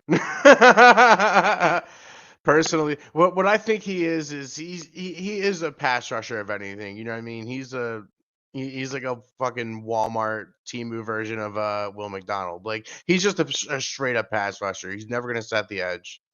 He's just straight up go after and get him. So, and he's not the best at it. You know what I mean? He's just jacked and scary. That's the only thing that's, you know what I mean? That's all he has going for him, in my opinion. I would like to see some of the undrafted guys that we still retained from last season, see what they got in camp over him, see if they can push him off the roster a little bit. I think there's something in those defensive line undrafted players that we got last season, some of them. is Braden McGregor and Eric Watts that much worse than Clemens? Let's see what they look like in camp. I don't know. Yeah, you know what I mean? Like, because Clemens, what did he contribute? Mm-hmm. Is Maybe it cheaper. Is it that much worse than what Braden McGregor yeah. and Eric Watts can? I don't know. We all Hella forget, cheaper. dude. We all forget. You're right. Clemens got like a $3 million pay bump. So like, there is no way unless he is, like Murph said, is he better than him? He has to be significantly better in order to justify a roster spot. Otherwise, save that $3 million. Got him. Yeah, and I don't know if Jermaine is not even if he's sketchy for week one. Maybe Clemens survives and we all hate it. But if Jermaine is looking great and these other guys are looking great, there's no way you keep him. And hopefully we all get what we want. We're gonna need depth there. I totally forgot Barron too. There's another. Oh guy. yeah. We That's drafted right. this one. Okay. Those two were Yeah, undrafted he's gonna be free number agents. 3. He's gonna be edge number 3. Absolutely. We're still gonna need some depth behind them, but hopefully. But yeah. I forgot about Tyler Barron. Yeah, it's a good call out. Do you like Martinez or do you like Cook better for QB3? I don't know. I don't know. If we're that deep, we're fucked regardless. Exactly. That's my thing. If we're that deep, I don't know. AG Martinez had some fun moments in preseason, sure. Or the one coming out of college is younger with more upside, though. I feel like, you know what I mean? Younger with more upside can be an advantage. So I don't know. If we're in that boat, we're just waiting for the quarterback class next season. Second. which we're doing anyway, but I like it, man. Any final thoughts? Maybe something we didn't hit, or anything you want to just sound off on? The fan base, all over the place. So talk to us, JT. I just think we got to be positive. There's a lot of negativity around, and I think people are overlooking the talent on this team. I think we're a very talented team, and it was coaching. It was coaching and Rodgers that was our biggest issue last year. And you know what I mean, with a competent play caller, if Engstrand turns out to be a competent play caller, again, we haven't seen it on the field. If he turns out to be a competent play caller, we can have a really fun season. You know what I mean? So stay positive out there, Jets fans. Buckle up and enjoy the ride. Dude. We're built for this shit. Awesome. Yeah, you said it. He said it. I love it. JT, Hell dude, yeah. for real, I've been hoping you'd call in at some point all off season. I really appreciate the fact that you did right before training camp breaks, man. Yeah, Because yeah. you're positive, man, and the season breaks a certain way, and you're going to be on the money. So Can't wait. appreciate it, man. Appreciate Hell your yeah, takes. man. Not gonna lie. Usually I'm gaming when I listen on Fridays, so with friends. So today I was actually solo, so I decided to hop on. But hell yeah, appreciate you having me. Thank Hey, you so thanks much. for coming on, man. Come on Hell yeah. anytime, dude. Oh Seriously. yeah, Anytime. definitely. Hey, later, man. You guys have a good night. You too. Thank you. Peace. Good dude, man. Solid, rational. Hey, like I told him, season breaks a certain way, man. He's going to be on the money. If this O line gels, if the secondary gels, I think the key, and let me hear your thoughts on like what could blow his ideas up the fastest. I mean, I know what you'll say, but like he's high on Nandi. We'll see. He's high on AZ Thomas, supplanting Stevens fairly quick. If Stevens is bad, that's another question. Like, what if they're both bad? I'm hoping they're both good, and that's where I'm leaning. They're both good. Talk to me, though. What could blow his positivity up? Well, first of all, JT is almost too rational for a Jets fan. I kind of feel like. But there's two things that can blow up his whole, positivity and everything like that. And I don't want to be that guy because like I feel like I'm positive, but I just don't see the team equating to wins. Like I feel like we're going to be gritty. Like I do think the defense is going to be better. I'm high on Naughty too. Like I'm high on. I love like Cisco. I think Cisco's getting 4 picks this year. Like I think we are going to be a gritty, tough team. I think it blows up one of two ways. There's coaching, because that's the biggest thing that he put out there was like, hey, like I think this coaching staff is better, blah, blah, blah, blah, blah. Well, we don't know that. I'm hoping, love Aaron Glenn, loved him as a player, and I'm hoping I can love him as a coach as well. Don't, you know what I mean? Like I'm hoping that the same thing with Tanner Engstrand. I'm hoping that we're going to be pissed in 3 years because he's going off to somewhere to be a head coach, Like that's what I'm hoping. But we don't know. So coaching is what could blow up his optimism, because maybe they're just like Saleh and crew, we don't know. And then the other thing, the big thing, and I preach this all the time, the most important freaking piece of a team is your quarterback. So Fields, if he does not perform, we are not winning games. I'm sorry, guys. Like he has to at least give us average. If Fields gives us an average quarterback year for like a dual threat quarterback, we might win 8 games. But I don't know if we're going to see that. We need to see it for believe it. We do. I wish I didn't have to say we do.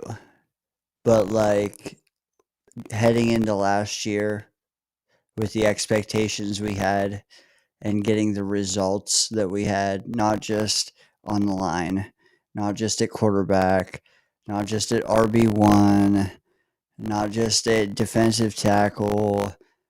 Even linebackers were like invisible at times. Even ones that have brothers on the defensive line, they were one or both were invisible at times.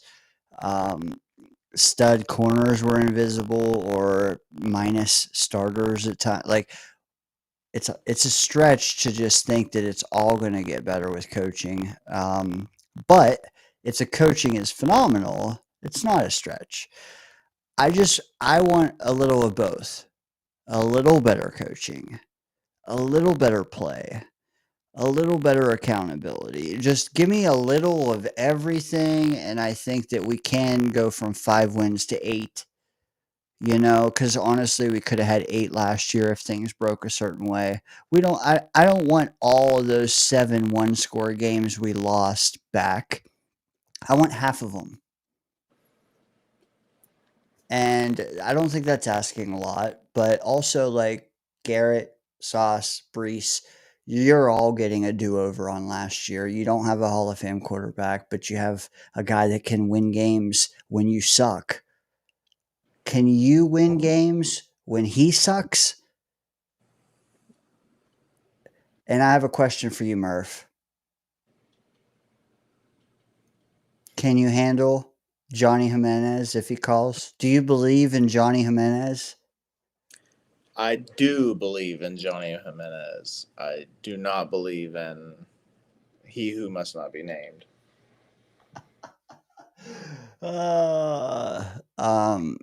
Yeah, honestly, I don't think it's going to be one thing that rights this ship or gets. I mean, we're asking for 50% more wins overnight. So my thing is like I consider this season a success if we eclipse our win total of last year. I consider this season what I expect, me specifically, if we tie our win total of last season, and if we win less than what we won last season, then I'm very alarmed. That's how I look at it. So last year we were favored in 14 to 17, but instead, let's say I'm the Jets. Instead, I shit in my hand and I slapped you with it. This year, though, you're okay with me just slapping you. So it's a little bit progress. It's a That little is progress. It is I don't have to clean the shit off my face at that point. So I'm just saying that's progress. It is progress. You're right. So, dude, if we go 10 to 20% better in penalties, and we win 1 or 2 more games than we did last year, and the team looks cohesive and gritty, that's a success in my mind. It's a first year coach, dude. I'm not trying to fire him after this season. I'm just saying like it's his first season where it's going to be rough, right? I do. I agree with that. The only thing that I start to like, I don't. How much do we compare them to last year? Because last year was so fucked up. I mean, you try to forget last year even existed. That's what you try to do, like new year, new me, like type thing. But I mean, I talked about it earlier. It's the whole team was dysfunctional. Everybody played bad. Everybody played worse than what they could, at least. Like I know Garrett still got 1,000 yards or whatever, but like Garrett's at the point in his career where he should be getting 1,300 or more. He's got the talent. I don't know. I just think that last year just is not like a great barometer, but I'm using it as a barometer because this is a first-time head coach and a first-time offensive coordinator, and a quarterback that I don't have a ton of faith in and being the guy, If Justin Fields has an average season and we get 8 wins or 9 wins, that just makes things hard, honestly. You almost hope it's 6 or 10, 11, you know? Because if he's average and gives us 8 or 9, then it's like, are we going to look at keeping him? Like, do we draft a quarterback? What are we doing? You know? Are you really asking me, or are you just speaking hypothetically? I'm just talking. I'm just talking. Okay. You can answer if you want, or you can just let it sit. I do have I'm going to answer, but I also have a question, so you don't have to respond to my answer. But I just want to pitch my take on that. I would give Fields 34 games right now.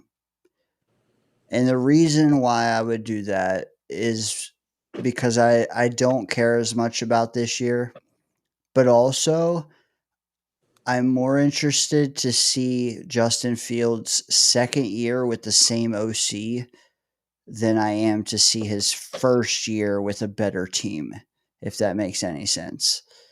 I want to see him with continuity because next year he's going to have the same O-line again. God willing, which I would have already made strides to achieve, but God willing, same O-line, God willing, same playmakers, same defense in a second. Like I want to see him. Like he's had five OCs in 4 years, or like something crazy like that. I want to see him with the same OC twice.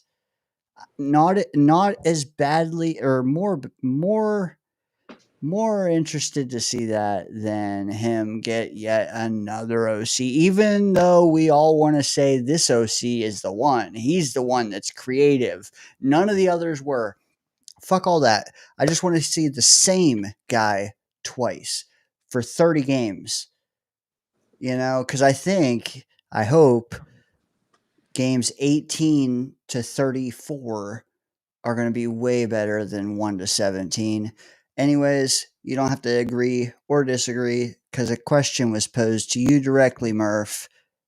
Why are you high on Naughty? Well, first of all, Justin Fields needs to earn that. I'm sorry.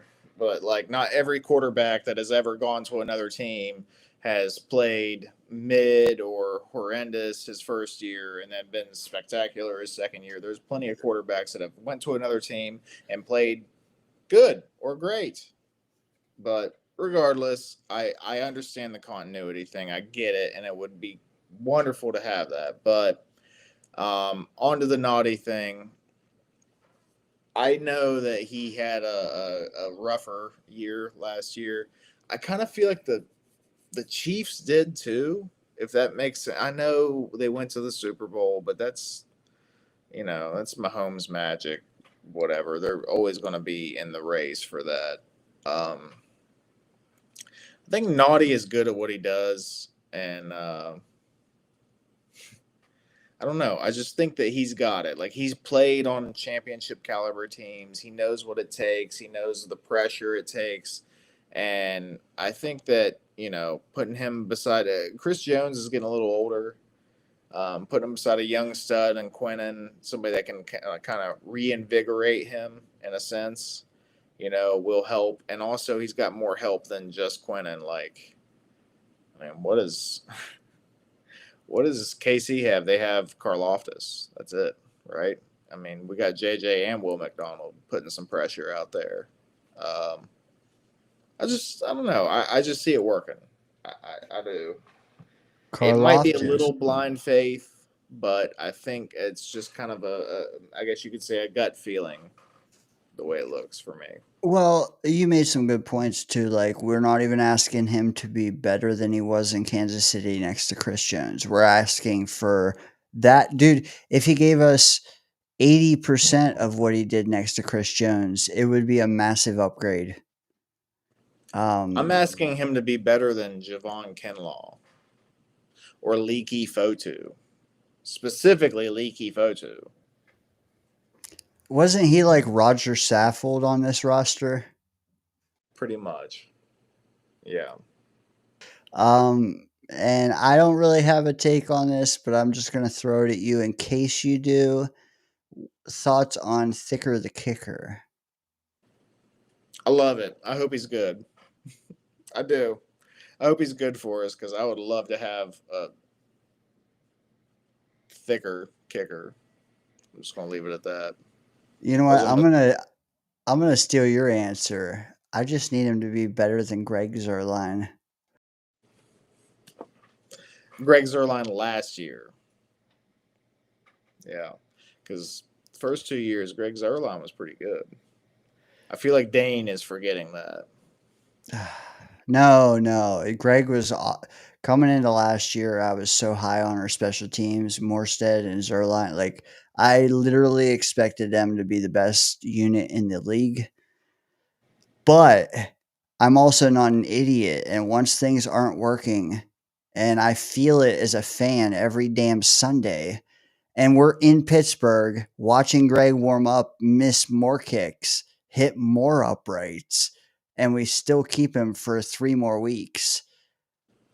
I have no allegiance anymore to him being in the starting lineup. But we've talked about that Pittsburgh game a lot. I feel like this should be probably the end of it because it's just too painful. But Rich, he said 13-4 last year, and I can't even say it's a bad take because everyone had us 10 plus, 11 plus. You can't like what I do want to say is, Rich, if you're feeling like an idiot for that, don't be. Don't be. It was a common take, like by experts. So we can't help it that things unraveled, and instead of pivoting, we stayed true. And bro, we after we left London, we won 2 more games. Johnny, if you're gonna call, it better be now because we are winding down fast, both of us. So I do want to say, New York Jets super fan, thank you for joining the show because you were one of the later arrivals, and you're always you are a very sharpened number 2 pencil most nights, even when we're getting dulled down. Murph, he says last time he checked, Naughty sucked in between Jones and Karloftis on a Spags Coach D. Can't see him all of a sudden becoming good here. But what I would add to him before you speak is that Blewett did do a breakdown on him. I did not get to see it, but I did feel like the sentiment was that he could be greater than Kinlaw. Murph, you don't have to speak on it if you're not sure, but I just want to give you a chance to at least rebuttal his comment. Okay, so when I say that I'm high on Naughty, I mean I'm high on Naughty compared to what he had shown us last year, right? I'm high on him performing performing well enough on this team to, make somewhat of a difference. I'm not saying he's a superstar. I'm not saying he's going to be the top run stuffing nose tackle in the league. I'm just saying he's going to be better than Kinlaw, and he's going to make a difference because he actually specializes in stopping the freaking run. And that's our biggest weakness last year. Who did we have last year to do that? Leaky Fotu. He never even freaking played. So then we rely on Javon Kinlaw, who was not good in that aspect. I'm just high on him in the sense that he's going to be an upgrade compared to what we had last year. And I So think that player. Go ahead. Okay. Well, I was just going to say it's less a praise of him and more so an indictment of what we trotted out there. To an extent, yeah. And I also think that you can't just hold 1 year against a player. You see that with players all the time. Their careers are roller coasters. They'll have a down year and then an up year and another up year and then another down year and another down year and an up year. That's how it goes. Sometimes, we just saw Sauce last year. He had a down year. It was not a great year. It was okay. It was a down year for him.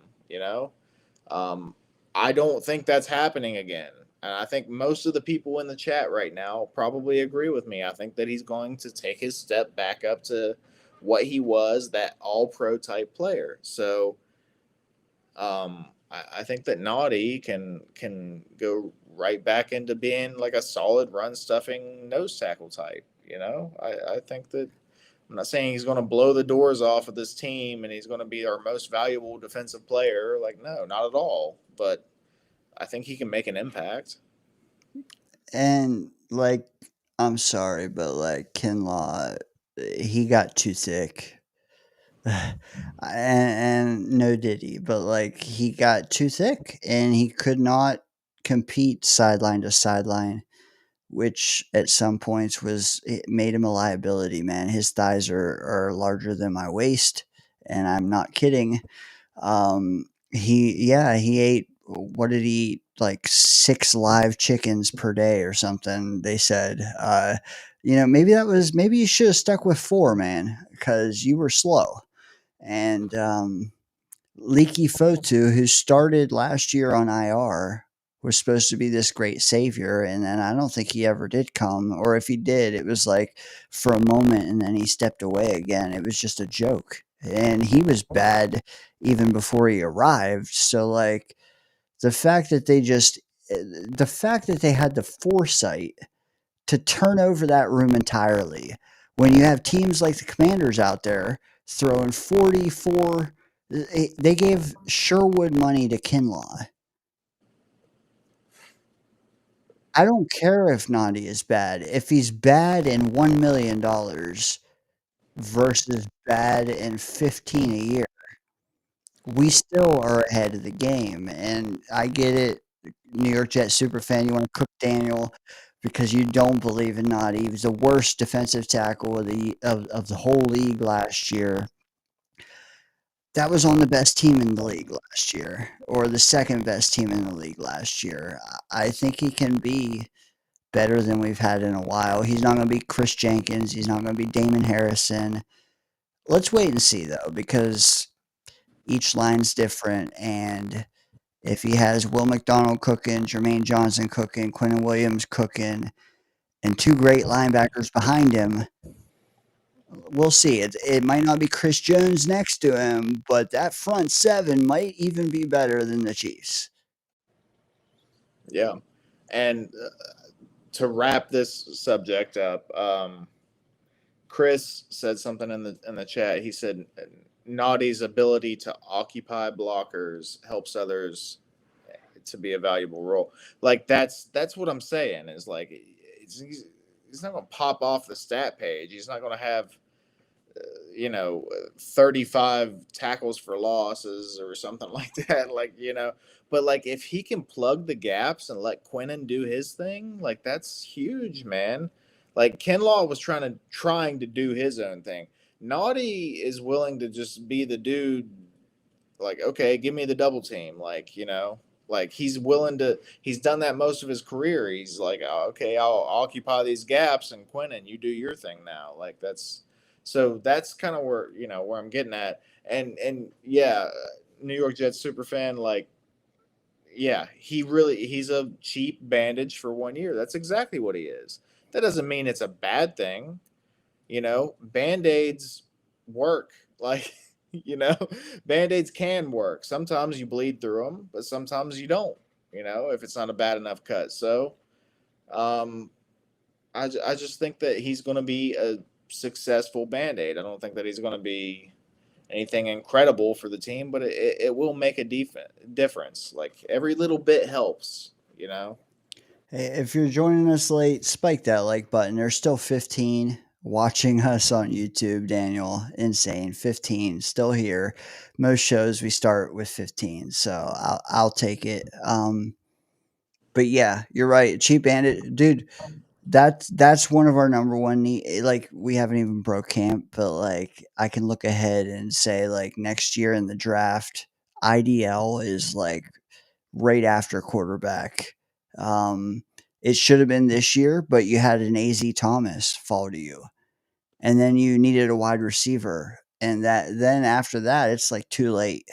So We'll get one, but bandage for sure. And if you're going to take a bandage, a cheap bandage, and maybe a retread, why not go with a team that was actually successful? A naughty that actually played it side by side with a really good other defensive tackle. So like it wasn't our top choice, but we actually can, see that maybe it translates a little. Yeah, I don't know. Johnny, you missed the boat, brother. We missed you. Sorry, brother. Murph, I think that's probably a wrap for us. We just hit our 5th hour here. We're into hour 5. Yeah, Crazy. but I had to milk you since you don't have the boy tonight. But also we had great combos, I feel like. So Yeah, we had a great show. Absolutely. What do you think? Is there anything maybe we left? I mean, camp rookies are coming in a few hours and vets not long after. Is there anything you want to get on paper, on wax, they say in the music industry, before camp starts? And it's like, okay, well, you already telegraphed that. The one thing I want to say, and this is kind of like a prediction in a sense, is that, and it's nothing to really do with training camp itself, but Darren Mougey. I think that Darren Mougey is going to be a somewhat aggressive GM going into and through camp. And I think that he may make a move to pick somebody up, maybe even during camp, or he may be working some contracts or something in this time. I think that he's not going to be sitting on his hands like Joe Douglas used to do. Douglas was very reserved. He waited. He was very patient, and a lot of times it worked out okay. I think Mougey is the go-getter type. I think he's not going to mess around, and if he sees something that he likes, or if there's something that he wants to get done, he's going to get it done. And I think we're already starting to see sprinkles of that, and it's going to keep coming. So keep an eye out for Darren Mougey. So you're saying he is not John Idzik 2.0? He is not. No. God. As soon as we hired him, I knew he wasn't. Just how bad do you have to be? I put on this thumbnail that he, at least this week, Mougey was the anti-Scrooge. Do you think that is the case, though, or do you think because Sauce's contract was tailored so team friendly that might not be a good look either? Because it's like, man, you've proved to us you can draft a contract that's good for you, but can you also give a little? I think he did with Garrett. Honestly, I think he proved both sides with these 2 contracts. So, and it just shows you that he's willing to do what it takes, but he's also not going to just give everything away just right off the bat. Like, he's willing to do some negotiating, but he's not going to be stupid about it, and he's going to make sure the player does get signed. So, yeah. I'm hoping AVT and Jermaine are both retained next, but not before they show us a little more. We'll see about Brees. I don't know if you can keep all 3. I don't think you can, to be honest. But the thing, I would prioritize Jermaine first, and then I would prioritize AVT over Brees. But that's me. Do you have a different pecking order? No, actually, I don't. Yeah, that's yeah. Yeah, just running back position, but also like if he goes out and balls out and AVT sucks, that could change. So we'll see. How does he ball out with AVT sucking though? Exactly. Exactly. It's a pretty safe bet to put it the way we did. Yeah, it is. All right, dude. I think we'll leave it here. We had a hell of a show. the chat was fantastic. I want to shout them out if you're still Yes. here. I do want to shout you out if you are. I know Chris B, JT, you guys are still here. Rich, you were here. New York Jet super fan. You guys, I know you already spiked the leg, so I'm not even concerned with that. I'm just glad you guys kept the convo going. At times we needed you to. Thank you And guys. if you didn't see Jets Chaos with us earlier, he was with us for a full on 120 minutes, man. 2 hours whole. Full Jet talk. Please check that out. And if you don't tonight, you have all weekend too. Murph, I don't have anything to add. Okay, maybe I will add a tiny little something. I know it's so late for you, bro. Here's what, and I'll make it quick. I and Artie appreciate you, brother. I don't care about being right about certain competitions in camp. I just want this staff to give the starting nod to the guy that plays better in camp, not the guy who looks better on film in Sully's system, if that makes sense. Like, if it's even a question, lean on the guy playing better now, not the guy who has in the past. I don't care if I'm low on Brees, if he's running harder and looking better, go with Brees. I don't care about AZ Thomas and Brandon Stevens. If AZ Thomas looks better, go with AZ Thomas. If he's not a liability out there and he has upside, go with him.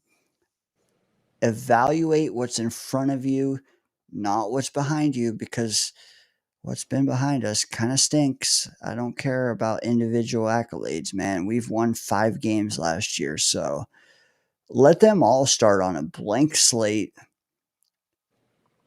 I mean, is that too much to ask? No, not at all.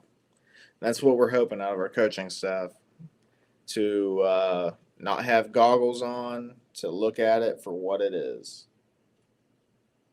It's all because, like, scheme's different, even though it's not drastic.